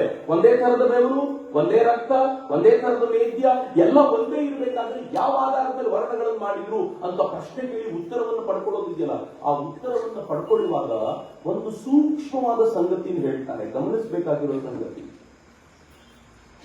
ಕೃತಯುಗದಲ್ಲಿ, ಸತ್ಯಯುಗದಲ್ಲಿ ಬ್ರಾಹ್ಮಣ ಎನ್ನುವಂತ ವರ್ಣ ಬಿಟ್ಟರೆ ಇನ್ಯಾವ ವರ್ಣವೂ ಇರಲಿಲ್ಲ ಅಂತ, ಡಿವಿಷನ್ ಇರಲಿಲ್ಲ. ಅಂದ್ರೆ ಡಿವಿಷನ್ ಆಮೇಲೆ ಬಂತು ಅಂತ ಆಯ್ತು. ಹಂಗಿದ್ರೆ ಆ ಡಿವಿಷನ್ ಬಂದಿದ್ದಾದ್ರೂ ಯಾಕೆ? ಬಹಳ ಚೆನ್ನಾಗಿ ಹೇಳ್ತಾರೆ. ಅನಂತರದ ದಿನಗಳಲ್ಲೂ ಅನೇಕ ಕಡೆಗಳಲ್ಲಿ ಉಲ್ಲೇಖ ಮಾಡ್ತಾರೆ. ಎಷ್ಟು ಚೆನ್ನಾಗಿದೆ ನೋಡಿ. ಯಾರು ಒಳಗಿರುವ ಭಗವಂತನೊಂದಿಗೆ ನಾವು ಸಂಬಂಧ ಏರ್ಪಡಿಸಿಕೊಳ್ಳೋದು ಹೇಗೆ ಅನ್ನೋದ್ರ ಕುರಿತಂತೆ ತುಂಬಾ ಅಧ್ಯಯನ ಮಾಡ್ತಾರೋ, ಸಂಶೋಧನೆ ಮಾಡ್ತಾರೋ ಅವರು ಬ್ರಾಹ್ಮಣರು. ಯಾರು ಹೊರಗಿರುವ ಜಗತ್ತಿನೊಂದಿಗೆ ಚೆನ್ನಾಗಿ ಬದುಕೋದನ್ನೆಲ್ಲ ನಮ್ಗೆ ಕಲಿಸಿಕೊಡ್ತಾರೋ ಅಥವಾ ಅದಕ್ಕೋಸ್ಕರ ಕೆಲಸ ಮಾಡ್ತಾರೋ ಅವರೆಲ್ಲರೂ ಶೂದ್ರರು. ಇವರಿಬ್ಬರ ನಡುವೆ ಬೇರೆ ವರ್ಣ ಬರುತ್ತೆ. ಅರ್ಥ ಏನ್ ಗೊತ್ತೇ? ಬಹಳ ಸಿಂಪಲ್ ಆಗಿ ಹೇಳಬೇಕು ಅಂದ್ರೆ, ಯಾರು ಸ್ಕಿಲ್ಡ್ ಲೇಬರ್ಸೋ ಅವರು ಶೂದ್ರರು, ಯಾರು ಪರಮಾತ್ಮನ ಕುರಿತಂತೆ ಆಲೋಚನೆ ಮಾಡಬಲ್ಲರೋ ಅವರು ಬ್ರಾಹ್ಮಣರು. ಒಂದು ಈಕ್ವಲ್ ಪ್ಲಾಟ್ಫಾರ್ಮ್. ಇವತ್ತು ನನ್ನ ಕೈಯಲ್ಲಿ ಮೊಬೈಲ್ ಇದೆ ಅಂತಂದ್ರೆ ಈ ಮೊಬೈಲ್ ನ ಕಂಡು ಹಿಡಿದಿರುವಂತ ಯಾರೋ ಒಬ್ಬ ಹುಡುಗ ಇರ್ತಾನಲ್ಲ, ಯಾರೋ ಒಬ್ಬ ವ್ಯಕ್ತಿ ಇರ್ತಾನಲ್ಲ, ಸ್ಕಿಲ್ಡ್ ಲೇಬರ್ ಅವನು ಬಿಟ್ಟು ಜಗತ್ತಿಲ್ಲ. ಈ ಜಗತ್ತಲ್ಲಿ ಚೆನ್ನಾಗಿ ಬದುಕಿರೋದನ್ನು ಕಲ್ಸ್ಕೊಡ್ತಾನೆ ನಮಗೆ ಅಂತ. ಪ್ರತಿಯೊಬ್ಬ ಭಾರತದಲ್ಲಿ ಅವನು ಬ್ರಾಹ್ಮಣನ ಇರಲಿ, ಕ್ಷತ್ರಿಯ ಇರಲಿ, ವೈಶ್ಯ ಇರಲಿ, ಶೂದ್ರ ಇರಲಿ, ಎಲ್ಲರೂ ಕೂಡ ಈ ಜ್ಞಾನದ ಚಿಂತನೆಯ ಆಧಾರದ ಮೇಲೆ ಸಮಾನವಾಗಿ ಭಾರತ ಅವರು. ಆದ್ರೆ ಭಾರತದ ಬಗ್ಗೆ ಹೆಂಗ್ ಹೇಳ್ತಾರೆ ಅಂತಂದ್ರೆ, ಜಾತಿ ಜಾತಿ ಜಾತಿ ಅಂತ ಭಾರತ ಹೊಡೆದಾಡಿ ಸಾಯುತ್ತೆ ಅಂತ. ನಾನು ನಿನ್ನೆ ಒಂದು ಇಂಟರ್ವ್ಯೂ ನೋಡ್ತಾ ಇದ್ದೆ, ನನಗೆ ಆಶ್ಚರ್ಯ ಅನಿಸ್ತು. ಇದುವರೆಗೂ ಗೊತ್ತಿರಲಿಲ್ಲ, ನಂಗೆ ಗೊತ್ತಿಲ್ಲ, ನೀವು ಈಗಲೇ ತಿಳ್ಕೊಳ್ಬಹುದೇನೋ. ಜಪಾನ್ನಲ್ಲಿ ಭಾರತಕ್ಕಿಂತಲೂ ಕೆಟ್ಟ ಜಾತಿ ವ್ಯವಸ್ಥೆ ಇದೆ. ನಾನು ಇದುವರೆಗೂ ಕೇಳಿರಲಿಲ್ಲ. ನನಗೂ ಕೂಡ ಇಷ್ಟೆಲ್ಲ ಓದಿದ ನಂತರವೂ ಕೂಡ ಜಾತಿಯನ್ನು ಅನಿಷ್ಟ ಅಥವಾ ನಾನು ಮೇಲು ನಾನು ಕೀಳು ಎನ್ನುವಂತ ಅನಿಷ್ಟ ನಮ್ಮೊಳಗೆ ಮಾತ್ರ ಇದೆ ಅಂತ ಅನ್ಕೊಂಡಿದ್ರೆ ಹಂಗಲ್ಲ. ಜಪಾನ್ನಲ್ಲಿ ಇದಕ್ಕಿಂತಲೂ ಕೆಟ್ಟದ್ದಾಗಿದೆ. ಎಷ್ಟು ಕೆಟ್ಟದ್ದಾಗಿದೆ ಅಂತಂದ್ರೆ, ಇಲ್ಲಾದ್ರೂ ಶೋಷಣೆಗೊಳಗಾದ ಜಾತಿಯನ್ನು ದನಿ ಎತ್ತಿ ಮಾತನಾಡಬಹುದು, ಜಪಾನ್ನಲ್ಲಿ ಮಾತನಾಡಲಿಕ್ಕೂ ಬಿಡುತ್ತಿಲ್ಲ. ಆದ್ರೆ ಹೇಗೆ ಭಾರತದ ಮಾತ್ರ ವೈಭವೀಕರಿಸಲ್ಪಡ್ತು? ಯಾತಕ್ಕೆ ಅಂತಂದ್ರೆ, ನಾವಿದನ್ನು ಅರ್ಥ ಮಾಡಿಕೊಳ್ಳಬಹುದಾಗಿರುವಂತಹ ಜ್ಞಾನ ಪರಂಪರೆಯ ಕಡೆಗೆ ಹೋಗ್ಲಿಕ್ಕೆ ಆಗ್ಲಿಲ್ಲ ಅಂತ ನನಗೆ ಯಾವಾಗಲೂ ಅನ್ಸುತ್ತೆ. ಸುಮ್ಮನೆ ಒಂದು ಹೇಳೋದಾದ್ರೆ, ಈ ಎಲ್ಲ ಜ್ಞಾನ ಸಂಸ್ಕೃತದಲ್ಲಿದೆ, ಬಹುತೇಕ ಭಾರತೀಯ ಜ್ಞಾನ ಪರಂಪರೆಯಲ್ಲಿ. ಆದ್ರೆ ಪ್ರಾಮಾಣಿಕವಾಗಿ ಕೇಳ್ಕೊಂಡು ನೋಡಿ, ನಮ್ಮಲ್ಲಿ ಎಷ್ಟು ಜನಕ್ಕೆ ಸಂಸ್ಕೃತ ಬರುತ್ತೆ ಅಂತ ಕೇಳಿದ್ರೆ 99% ನಮ್ಮ ಮಗನಿಗೆ ಫಸ್ಟ್ ಲ್ಯಾಂಗ್ವೇಜ್ ಸಂಸ್ಕೃತನೇ ಸರ್ ಅಂತಾರೆ. ಆಯ್ತಪ್ಪ, ನಿಮ್ ಮಗ ಫಸ್ಟ್ ಲ್ಯಾಂಗ್ವೇಜ್ ಸಂಸ್ಕೃತ ಇದೆ, ಅವ್ನು ಸ್ಕೂಲಿಗೆ ಹೋಗಿ ಸಂಸ್ಕೃತ ಕಲಿತಾನೆ, ಆದ್ರೆ ವಾಪಸ್ ಜೀವನದಲ್ಲಿ ಒಮ್ಮೆ ಆದ್ರೂ ಬಳಸ್ತಾನ ಅದನ್ನ ಅಂತ ಅವನಿಗೂ ಕೇಳಿ ನೋಡಿ. ಇಲ್ಲ, ನಮ್ಮ ಮಮ್ಮಿ ಹೇಳಿದ್ರು ಸಂಸ್ಕೃತ ತಗೊಂಡ್ರೆ ಮಾರ್ಕ್ಸ್ ಜಾಸ್ತಿ ಬರುತ್ತೆ ಅಂತ, ಅದಕ್ಕೆ ತಗೊಂಡೆ ಅಂತ. ಅವ್ನು ಸಂಸ್ಕೃತ ಕಲಿಬೇಕು ಅಂತಲ್ಲ. ನಾನೊಂದು ಹಾರ್ಶ್ ಸ್ಟೇಟ್ಮೆಂಟ್ ಕೊಟ್ರೆ ತಗೋತೀರಾ? ತುಂಬಾ ಹಾರ್ಶ್, ಬಹಳ ಹಾರ್ಶ್ ಸ್ಟೇಟ್ಮೆಂಟ್.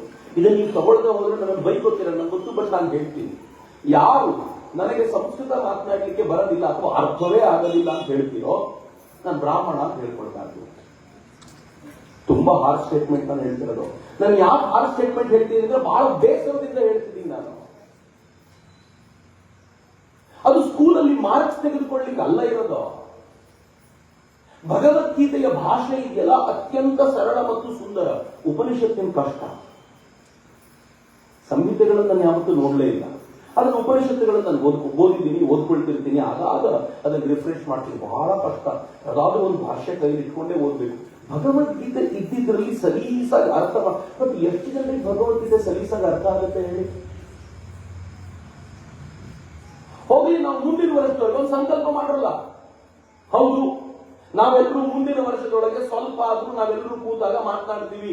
ಯಾವ್ದಾದ್ರೂ ಈ ಕಾರ್ಯಕ್ರಮ ನಡೆದಾಗ ಗುರುಗಳು ಏನಾದ್ರೂ ಸಂಸ್ಕೃತದಲ್ಲಿ 4 ಮಾತು ಹೇಳಿದ್ರೆ ಅರ್ಥ ಮಾಡ್ಕೊಳ್ಳುವಷ್ಟರ ಮಟ್ಟಿಗೆ ಮಾಡ್ತೀವಿ ಅಂತ ಹೇಳಬಲ್ಲಂತ ಸಂಕಲ್ಪವನ್ನಾದ್ರೂ ಮಾಡ್ಬೇಕಲ್ಲ. ಎಷ್ಟು ಜನ ಸಂಕಲ್ಪ ಮಾಡಬಲ್ಲರು? ನಂಗೆ ಅನೇಕ ಹೇಳ್ತಾರೆ, ಸ್ಕೂಲ್ನಲ್ಲಿ ಮಕ್ಕಳಿಗೆ ಹೇಳ್ಕೊಡೋದಿಲ್ಲ ಇವತ್ತು ಅಂತ. ಮಕ್ಕಳಿಗೆ ಸ್ಕೂಲಲ್ಲಿ ಹೇಳ್ಕೊಡ್ತಾರೆ, ಆದ್ರೆ ಮನೆಗೆ ಬಂದ್ಮೇಲೆ ಮತ್ತೆ ಇಂಗ್ಲಿಷ್ ಶುರುವಾಗುತ್ತೆ. ಇಂಗ್ಲಿಷಿನ ಮೋಹ ಹೆಂಗಿದೆ ಗೊತ್ತಾ? ಹೆಂಗಿದೆ ಅಂತಂದ್ರೆ, ಈ ದೇಶದ ಪ್ರಧಾನಮಂತ್ರಿ ಮೊನ್ನೆ ಹೋಗಿದ್ದಾರೆ ಒಂದ್ ಕಡೆ G7 ಮೀಟಿಂಗ್ ಹೋದಾಗ ಅಲ್ಲಿ ಫ್ರಾನ್ಸಿನ ಅಧ್ಯಕ್ಷರು ಬಂದಿದ್ದಾರೆ. ಫ್ರಾನ್ಸಿನ ಅಧ್ಯಕ್ಷರ ಜೊತೆ ಮಾತನಾಡಬೇಕಾದ್ರೆ ಫ್ರಾನ್ಸಿನ ಅಧ್ಯಕ್ಷರು ಕೇಳಿದ್ರು, ಯಾವಾಗ ಬಂದ್ರಿ? ಪ್ರಧಾನಮಂತ್ರಿಗಳು ಮ್ಯಾನೇಜ್ ಮಾಡುವಷ್ಟು ಇಂಗ್ಲಿಷ್ ನಲ್ಲಿ ಹೇಳಿದ್ರು. Yesterday night. ಮುಂದೆ ಏನ್ ಹೇಳಬೇಕು ಗೊತ್ತಾಗಲಿಲ್ಲ ಅವರಿಗೆ.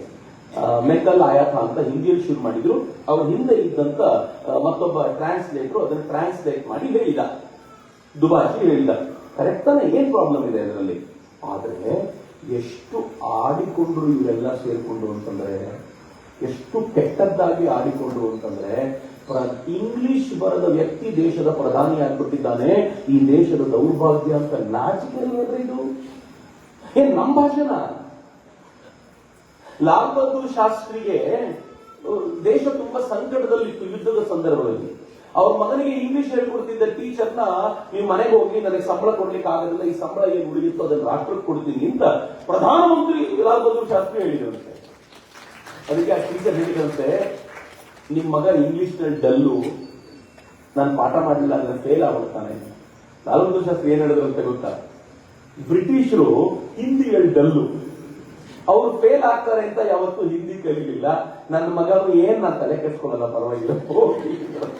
ನನಗೆ ಈ ಮಾತನ್ನು ಕೇಳುವಾಗ ಬಹಳ ಹೆಮ್ಮೆ. ನಾನು ಇಂಗ್ಲಿಷ್ ಕಲಿಬಾರದು ಅಂತ ಹೇಳೋದಿಲ್ಲ, ಆದ್ರೆ ಇಂಗ್ಲಿಷ್ ಗೊತ್ತಿಲ್ಲ ಅನ್ನೋದೇ ಒಂದು ವೀಕ್ನೆಸ್ ಅಂತ ಆಡಿಕೊಳ್ಳುವಂತ ವಿಪಕ್ಷಗಳ ಆ ಮನಸ್ಥಿತಿ ಇದೆಯಲ್ಲ, ಇದು ಮೆಕಾಲೆ ಹುಳು ಕಚ್ಚಿದ ಮನಸ್ಥಿತಿ ಅಂತ. ಆದ್ರೆ ಇವತ್ತು ನಾವುಗಳಾದ್ರೂ ಎಲ್ಲೋ ಒಂದು ಕಡೆ ಈ ಪರಂಪರೆಯನ್ನ ಪುನರ್ ಪ್ರತಿಷ್ಠಾಪಿಸಬೇಕು ಅಂತಾದ್ರೆ ಸ್ವಲ್ಪ ಸಂಸ್ಕೃತದ ಒಲವನ್ನು ಜೋರಾಗಿ ಮಾಡ್ಕೊಳ್ಬೇಕಾದಂತ ಅಗತ್ಯ ಇದೆ ಅಂತ.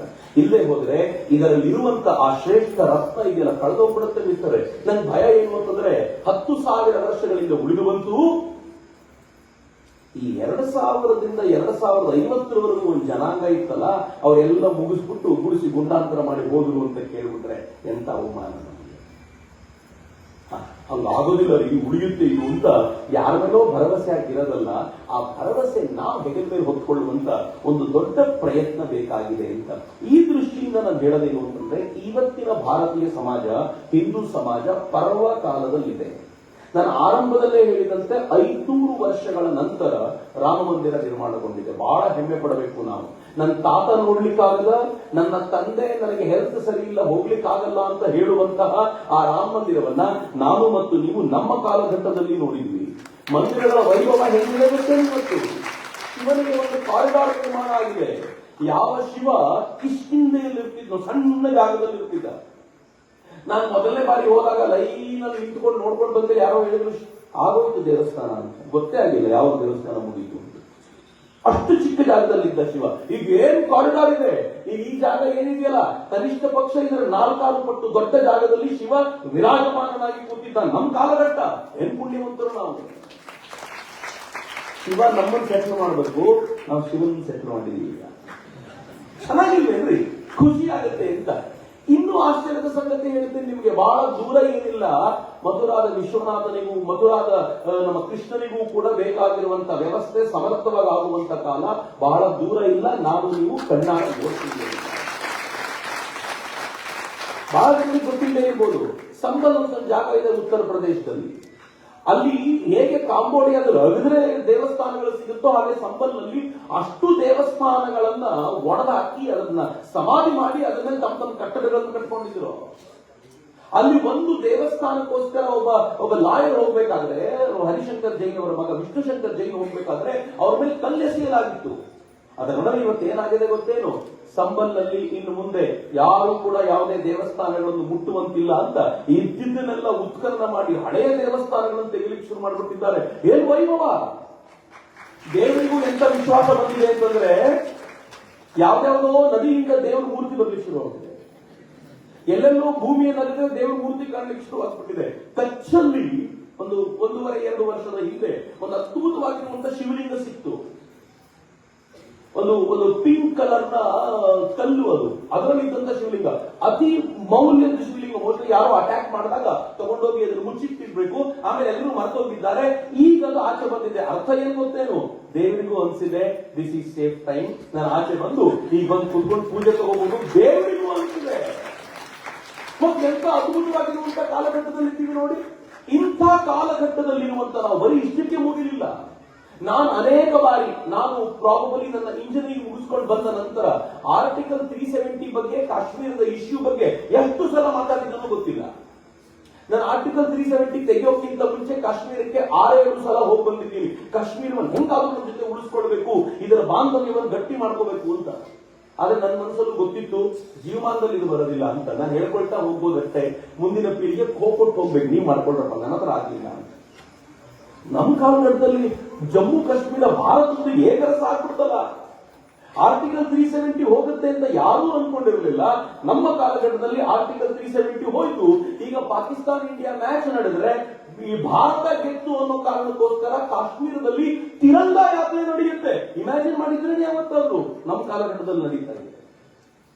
ಕಾಶ್ಮೀರದ ಸಿಎಂ ಮೊನ್ನೆ ಮಾತಾಡ್ತಾ ಏನ್ ಹೇಳ್ತಾರೆ ಅಂತಂದ್ರೆ, ಭಾರತ ಪಾಕಿಸ್ತಾನಕ್ಕೆ ಈ ಕದನದಲ್ಲಿ ಸರಿಯಾಗಿ ಬುದ್ಧಿ ಕಲಿಸಿದೆ ಅಂತ.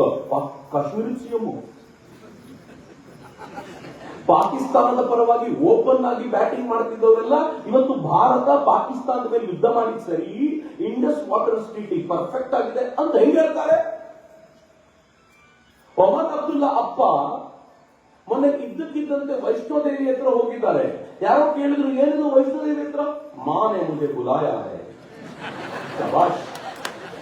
ಯಾವತ್ತಾದ್ರೂ ಯೋಚನೆ ಮಾಡಿದ್ರೆ ಇದು ನಮ್ಮ ಕಾಲಘಟ್ಟದಲ್ಲಿ ಆಗ್ತಿರುವಂತದ್ದು. ನಮ್ಮ ಕಾಲಘಟ್ಟ ಹೆಂಗಿದೆ ಅಂತಂದ್ರೆ ಮಿತ್ರ, ಹಿಂದೂಗಳು ಜಗತ್ತಿನಲ್ಲಿ ಅತ್ಯಂತ ಶ್ರೀಮಂತ ಜನಾಂಗ, ಅತ್ಯಂತ ಶ್ರೀಮಂತ. ನಾವು ಕಬ್ಬಿಣದ ಒಡವೆ ಹಾಕಲೇ ಇಲ್ಲ, ಚಿನ್ನದ ಒಡವೆನೆ ಹಾಕೊಂಡು ಬರುತ್ತೀವಿ ನಾವು. ಯಾವ ಚಿನ್ನಕ್ಕೋಸ್ಕರ ಜಗತ್ತು ಹಾಕಬೇಕಾಯ್ತೋ ಅದು ನಮ್ ಎದೆ ಮೇಲೆ ಇರ್ತಿತ್ತು, ಅದು ನಮ್ ಕೈಗಳಲ್ಲಿ ಇರ್ತಿತ್ತು,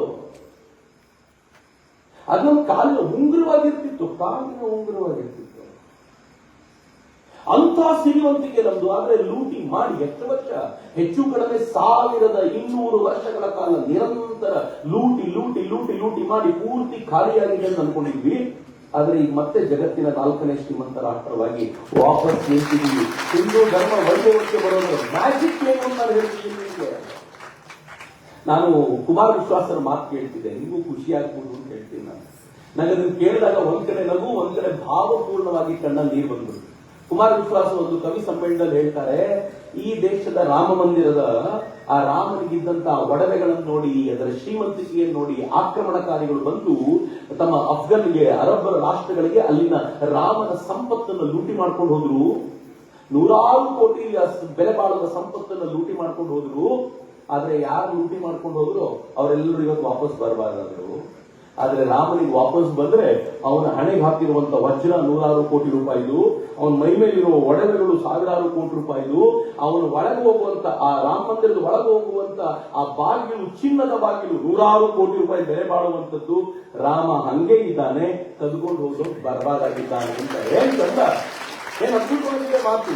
ಭಾರತದ ವೈಭವದ ಕಾಲ ಇದು, ಹಿಂದೂ ಧರ್ಮದ ವೈಭವದ ಕಾಲ ಇದು. ಈ ಕಾಲಘಟ್ಟವನ್ನ ಕಳಕೊಳ್ಳುವಂತಿಲ್ಲ ಅಂತ ನನ್ಗೆ ಯಾವಾಗಲೂ ಅನ್ಸುತ್ತೆ. ನಮ್ಮ ಇನ್ಫ್ರಾಗಳನ್ನು ನೋಡಿ ಇವತ್ತು ಹೆಂಗಿದೆ, ನಮ್ಮ ರಸ್ತೆಗಳನ್ನು ನೋಡ್ಬೇಕಾದ್ರೆ ಎಷ್ಟು ಸುಂದರ ಅಂತಂದ್ರೆ, ಈ ದೇಶದ ನಮ್ಮ PWD ಮಿನಿಸ್ಟರ್ ಹೇಳ್ತಾರೆ, ಭಾರತದ ರಸ್ತೆಗಳು ಅಮೆರಿಕದ ರಸ್ತೆಗಳಿಗೆ ಈಕ್ವಲೆಂಟ್ ಆಗಿರುವಂತಹ ರಸ್ತೆಗಳು ಇವತ್ತು ಅಂತ ಧೈರ್ಯವಾಗಿ ಒಬ್ಬ ಮಿನಿಸ್ಟರ್ ಮಾತನಾಡಬೇಕಾದ್ರೆ ಯೋಚನೆ ಮಾಡಿ ಎಂತ ರಸ್ತೆಗಳನ್ನು ನಿರ್ಮಾಣ ಮಾಡಿದ್ದೀವಿ. ಜಗತ್ತಿನಲ್ಲಿ ಅಮೆರಿಕ ಬಿಟ್ಟರೆ 2ನೇ ಅತ್ಯಂತ ದೊಡ್ಡ ರೋಡ್ ನೆಟ್ವರ್ಕ್ ಹೊಂದಿರುವಂತಹ ದೇಶ ಭಾರತ. ಇವತ್ತು ಭಾರತ ಹೆಂಗಿದೆ ಗೊತ್ತೇನು? ನಾವು ಯುದ್ಧ ಮಾಡ್ತೀವಿ ಪಾಕಿಸ್ತಾನದ ಜೊತೆಗೆ. ಪಾಕಿಸ್ತಾನದ ಜೊತೆಗಿನ ಯುದ್ಧ ಎಷ್ಟು ದಿನದಲ್ಲಿ ಮುಗಿಯುತ್ತೆ? ಮೇ 7ನೇ ತಾರೀಕು ಬೆಳಗ್ಗೆ ಬಾಂಬ್ ಮಾಡ್ತೀವಿ, ಮೇ 11ನೇ ತಾರೀಕು 4 ದಿನದೊಳಗೆ ಪಾಕಿಸ್ತಾನ ಅಮೆರಿಕ ಕಾಲ್ ಇಟ್ಕೊಂಡು ಹೆಂಗಾದ್ರೂ ಮಾಡಿ ಕಾಪಾಡ್ಬಿಡಿ ನನ್ನ ಅಂತ ಗೋಗರದು ನಮ್ಮಿಂದ ಉಳಿಯುವಂತ ಪ್ರಯತ್ನ ಮಾಡುತ್ತೆ. 4 ದಿನದಲ್ಲಿ ಪಾಕಿಸ್ತಾನ ಉಡಾಯಿಸಿ ಹೋಗುವಂತ ಹಂತಕ್ಕೆ ಬರುತ್ತೆ ಅಂತಂದ್ರೆ ಭಾರತದ ಕೆಪಾಸಿಟಿ ಯೋಚನೆ ಮಾಡಿಬಿಟ್ಟು. ಪಾಕಿಸ್ತಾನ ಹೇಳ್ತಿತ್ತಲ್ಲ, ನನ್ನ ಹತ್ರ ನ್ಯೂಕ್ಲಿಯರ್ ಬಾಂಬ್ಗಳಿವೆ, ಯಾವಾಗ ಬೇಕಿದ್ರು ಹಾಕ್ಬಿಡ್ತೀನಿ, ಹುಷಾರಾಗಿರಿ ಅಂತ. ಭಾರತ ಸರಿಯಾಗಿ ಅವ್ರು ಎಲ್ಲಿ ನ್ಯೂಕ್ಲಿಯರ್ ಬಾಂಬ್ಗಳನ್ನು ಇಟ್ಟಿದ್ದಾರೆ ಅದ್ರ ಎಂಟ್ರೆನ್ಸ್ ಅಲ್ಲೇ ಬ್ಲಾಕ್ ಮಾಡಿಸಾಕಿದೆ. ಹೋಗ್ಲಿಕ್ಕೆ ಆಗ್ತಿಲ್ಲ, ವೇಸ್ಟ್ ಅದು. ಮುಟ್ಲಿಕ್ಕೆ ಹೋದ್ರೆ ಯಾವಾಗ ಏನಾಗುತ್ತೋ ಹೇಳಲಿಕ್ಕೆ ಬರದೇ ಇರುವಂತ ಪರಿಸ್ಥಿತಿಯಲ್ಲಿದ್ದಾರೆ. ಇನ್ನು 2 ದಿನ ಯುದ್ಧ ಆಗಿದ್ದಿದ್ರೆ ನಾವು ಕಟ್ಟಿದ ಅನೇಕ ಕನಸುಗಳಾಗುವುದು, ಅನೇಕ ಕನಸುಗಳ ಕಥೆ ಮುಗಿದೋಗಿರೋದು, ಏನು ಪ್ರಾಬ್ಲಮ್ ಇಲ್ಲ ಏನು ಅಂತ. ಸೊ ಇಷ್ಟೊತ್ತಿಗೆ POK ನಮ್ಮ ಜೊತೆ ಇರ್ತಿತ್ತು, ಇಷ್ಟೊತ್ತಿಗೆ ಬಲೂಚಿಸ್ತಾನ್ ಸೆಪರೇಟ್ ಆಗಿರ್ತಿತ್ತು, ಸಿಂಧ್ ಅವರು ಸೆಪರೇಟ್ ಆಗಿರ್ತಿದ್ರು. ಆದ್ರೆ ಬಹಳ ದೂರ ಇಲ್ಲ, 1 ರಿಂದ 1.5 ವರ್ಷದೊಳಗೆ ಈ ಎಲ್ಲ ಕನಸುಗಳು ನನಸಾಗ್ತವೆ. ಈ ಪರಿಸ್ಥಿತಿ ಇದೆ. ಭಾರತದ ಇವತ್ತು ಸ್ಟ್ರೆಂತ್ ಏನಿದೆ ಗೊತ್ತಾ? ಒಂದು ಕಾಲದಲ್ಲಿ ಭಾರತ ಜಗತ್ತಿನ ಮುಂದೆ ನೀವು ಶಸ್ತ್ರ ಕೊಡ್ಲಿಲ್ಲ ಅಂದ್ರೆ ಯುದ್ಧ ಮಾಡ್ಲಿಕ್ಕೆ ಆಗಲ್ಲ ಅಂತ ಹೇಳ್ತಿತ್ತು. ಭಾರತದಲ್ಲಿ ಈ ದೇಶದ ಪ್ರಧಾನಮಂತ್ರಿ, ಇವತ್ತಿನ ಪ್ರಧಾನಮಂತ್ರಿಗಳು ಅಧಿಕಾರ ತಗೊಂಡಾಗ 2,000 ಕೋಟಿ ರೂಪಾಯಿ ಶಸ್ತ್ರಾಸ್ತ್ರಗಳನ್ನ ಎಕ್ಸ್ಪೋರ್ಟ್ ಮಾಡ್ತಿದ್ವಿ. ಇವತ್ತು ನಾವು 25,000 ಕೋಟಿ ರೂಪಾಯಿ ಎಕ್ಸ್ಪೋರ್ಟ್ ಮಾಡ್ತೀವಿ. 2030 ವೇಳೆಗೆ 50,000 ಕೋಟಿ ರೂಪಾಯಿ ಎಕ್ಸ್ಪೋರ್ಟ್ ಮಾಡ್ತೀವಿ. 2050 ವೇಳೆಗೆ ಜಗತ್ತಿನ ನಂಬರ್ 1 ಎಕ್ಸ್ಪೋರ್ಟರ್ ಆಗುವತ್ತ ಭಾರತ ಮುಂದಡಿಯಿಟ್ಟಿದೆ ಅಂತ. ಅಶೋಕನ ಕಾಲದ ಬುದ್ಧಿಸಂನ ಪರಿಕಲ್ಪನೆಯನ್ನ ಕೊಡಲಿಕೊಂಡು ಭಾರತ ಈಗ ಮತ್ತೊಮ್ಮೆ ಶಸ್ತ್ರ ಸನ್ನದ್ಧವಾಗಿ, ನಾನು ಜೈ ಶ್ರೀರಾಮ್ ಅಂತ ಹೇಳ್ತಿದ್ದೀನಿ ಕಣೋ, ಕೈಯಲ್ಲಿ ರಾಮನಂತೆ ಬಿಲ್ಲು ಬಾಣ ಹಿಡ್ಕೊಂಡಿರ್ತೀನಿ, ನಾನಾಗೆ ಚಲಾಯಿಸಿದ್ರೆ ಕತೆ ಮುಗಿಸ್ತೀನಿ ಹುಷಾರು ಅಂತ ಹೇಳುವ ವಾಪಸ್ ಆ ಮಟ್ಟಕ್ಕೆ ಬಂದು ನಿಂತಿದ್ಯಲ್ಲ, ಹೊಸ ಭಾರತ ಇದು ನಾವಿರುವಂತ ಭಾರತ. ಖುಷಿಯಾಗುತ್ತೆ ಕೇಳುವಾಗ.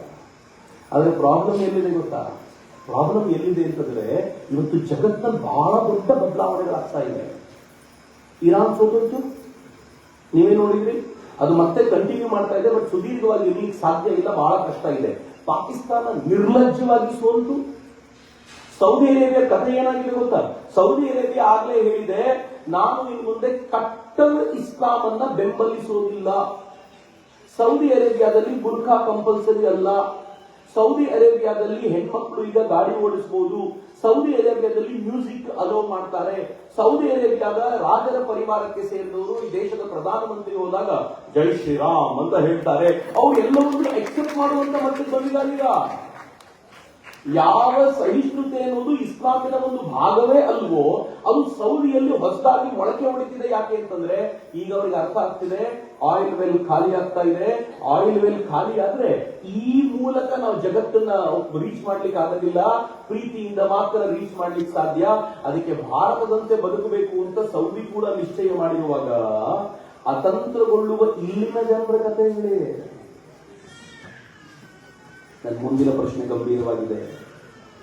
ಅತಂತ್ರಗೊಳ್ಳುವ ಇಲ್ಲಿನ ಜನ ನಾವು ವಾಪಸ್ ಬರ್ತೀವಿ ಅಂದ್ರೆ ತಗೊಳಕ್ ರೆಡಿ ಇಲ್ಲ. ಹೌದು, ಭಾರತವನ್ನ ಮತ್ತೆ ಹಳೆಯ ಭಾರತ ಮಾಡಬೇಕು ಅಂತ ತಗೊಳ್ಳಿಕ್ಕೆ, ಸ್ವೀಕಾರ ಮಾಡ್ಲಿಕ್ಕೆ ರೆಡಿ ಇದ್ದೀರಾ? ಮಾನಸಿಕತೆ ಸಿದ್ಧ ಮಾಡರಲ್ಲ. ಇನ್ನು 5 ವರ್ಷ ಆಗ್ಬೋದು, 10 ವರ್ಷ ಆಗ್ಬೋದು ಈ ಘಟನೆಗೆ. ಅದಕ್ಕೆ ಬೇಕಾಗಿರುವಂತ ಮಾನಸಿಕ ಭೂಮಿಕೆಯನ್ನು ಸಿದ್ಧ ಮಾಡಿ, ನನ್ನ ಹಿಂದೂ ಧರ್ಮ ಅತ್ಯಂತ ಶ್ರೇಷ್ಠ ಧರ್ಮ ಅನ್ನೋದನ್ನ ನಾವು ಹೆಮ್ಮೆಯಿಂದ ಇವತ್ತು ಹೇಳ್ಕೊಳ್ಬೇಕಷ್ಟೇ ಅಲ್ಲದೆ ಮುಂದಿನ ಪೀಳಿಗೆ ಅದಕ್ಕೆ ತಕ್ಕಂತೆ ಬದುಕುವಂತೆ ಸಿದ್ಧ ಮಾಡಿ, ಈ ಹಿಂದೂ ಧರ್ಮದ ಹಳೆಯ ವೈಭವವನ್ನೆಲ್ಲ ನೆನಪಿಸಿಕೊಟ್ಟು ಅದಕ್ಕೆ ಮತ್ತೊಮ್ಮೆ ಆ ಎತ್ತರಕ್ಕೆ ತೆಗೆದುಕೊಂಡು ಹೋಗಬಲ್ಲಂತ ಆ ಆಲೋಚನೆಯನ್ನ ನಾವೇನಾದ್ರೂ ಈಗ ಮಾಡಲಿಲ್ಲ ಅಂತಂದ್ರೆ ಆ ಹಂತದ ದಿನ, ಆ ದಿನ ನಮ್ಗೆ ಬಹಳ ಕಷ್ಟ ಆಗುತ್ತೆ ಅಂತ.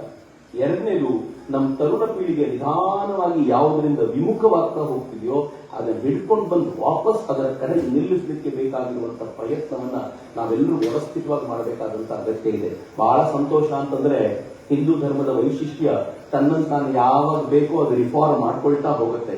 ಈಗ ರಿಫಾರ್ಮ್ ಮಾಡ್ಕೊಂಡಿರುವಂತ ಒಂದು ಪರಿಪಕ್ವವಾಗಿರುವಂತ ಹಂತದಲ್ಲಿರೋದ್ರಿಂದ ಈ ತರುಣರು ಕೂಡ ವಾಪಸ್ ಬರೋದು ಕಾಣುತ್ತೆ. ನಾನು ಯಾವಾಗ ನೋಡ್ತಿದ್ದೆ ಗೊತ್ತಾ ಅದನ್ನ, ನಮಗೊಂಥರ ಗೂಸ್ ಬರ್ತಿತ್ತು. ರಾಮ ಮಂದಿರ ನಿರ್ಮಾಣ ಆಗುವಾಗ ಹಳ್ಳಿಗಳಲ್ಲಿ ಜನ ರಾಮನ ಹಾಡುಗಳನ್ನು ಹಾಕೊಂಡು ಕುಣಿದಾಡೋದನ್ನು ನೋಡಿದರೆ, ಒಂದು ದಿನ ಭಜನೆ ಬರದೇ ಇರುವಂತ ಹುಡುಗನು ರಾಮ ಮಂದಿರ ನಡೆಯುವಂತ ಸಂದರ್ಭದಲ್ಲಿ, ನಿರ್ಮಾಣದ ಅದನ್ನು ಲೋಕಾರ್ಪಣೆ ಮಾಡುವಂತ ಸಂದರ್ಭದಲ್ಲಿ ಕುಣಿತಾ ಇದ್ದ ರೀತಿಯನ್ನು ನೋಡಿದ್ರೆ ಬಹಳ ಹೆಮ್ಮೆ ಅನಿಸ್ತಿತ್ತು. ಆದರೆ ಅದು ಕ್ಷಣಿಕ ಆಗಬಾರದು, ಅದೊಂದು ರೀಲಿಗೋಸ್ಕರ ಆಗಬಾರದು, ಅದೊಂದು ಟಿವಿ ಕ್ಯಾಮರಾಗೋಸ್ಕರ ಆಗಬಾರದು. ಅದು ಅಂತರಂಗದಿಂದ ಬಂದು ಈ ಧರ್ಮವನ್ನ ಅರಿತು ಈ ಧರ್ಮವನ್ನ ಬದುಕುವಂತ ಆ ತರುಣ ಪೀಳಿಗೆಯ ನಿರ್ಮಾಣ ಆಗಬೇಕು ಅಂತಂದ್ರೆ ನಾವೆಲ್ಲರೂ ಬಲು ದೊಡ್ಡ ಸಂಕಲ್ಪಗಳನ್ನ ಮಾಡಬೇಕಾಗಿದೆ. ಈ ದೃಷ್ಟಿಯಿಂದ ಬಲು ದೊಡ್ಡ ತಯಾರಿ ಆಗಬೇಕಾಗಿದೆ. ನೆನ್ಪಿಟ್ಕೊಳ್ಳಿ, ಈ ಬಾರಿ ನಾವೇನ್ ತಯಾರಿ ಮಾಡ್ಲಿಕ್ಕೆ ಹೊರಟಿದ್ದೀವೋ ಇದಕ್ಕೆ ಸುದೀರ್ಘ ಕಾಲವಾದ ತಯಾರಿ ಇಲ್ಲ. ನನ್ನ ತಾತ ರಾಮ ಮಂದಿರದ ಹೋರಾಟ ಮಾಡುವಾಗ ಅವನಿಗೆ ಗೊತ್ತಿತ್ತು ಇದಾಗದಿಲ್ಲ ಅಂತ. ಆದ್ರೆ ಅವನಿಗೆ ಗೊತ್ತಿತ್ತು ಸುದೀರ್ಘ ಕಾಲದ ಹೋರಾಟ. ನಾನ್ ಬಿಟ್ರೆ ನನ್ನ ಮಗ ಮಾಡ್ತಾನೆ, ನನ್ನ ಮಗ ಬಿಟ್ರೆ ನನ್ನ ಮೊಮ್ಮಗ ಮಾಡ್ತಾರೆ. ಬಟ್ ನಾನ್ ಬಿಡಬಾರ್ದು ಗೊತ್ತಿತ್ತು. ಬಟ್ ನಮ್ಗೇನಿದೆ ಗೊತ್ತಾ, ಸುದೀರ್ಘ ಕಾಲದ ಹೋರಾಟ ಇಲ್ಲ. ಇನ್ ಹಾರ್ಡ್ಲಿ 15ರಿಂದ 20 ವರ್ಷದ ವೇಳೆಗೆ ಇಡೀ ಜಗತ್ತು ಯಾವ ದಿಕ್ಕಿಗೆ ಹೋಗುತ್ತಲ್ಲ ಆ ದಿಕ್ಕಿಗೆ ಹೋದಾಗ ಪತಾಕೆಯನ್ನ ಹಾರಿಸಲಿಕ್ಕೆ ಹಿಂದೂಗಳೇ ಬೇಕಾಗ್ತಾರೆ.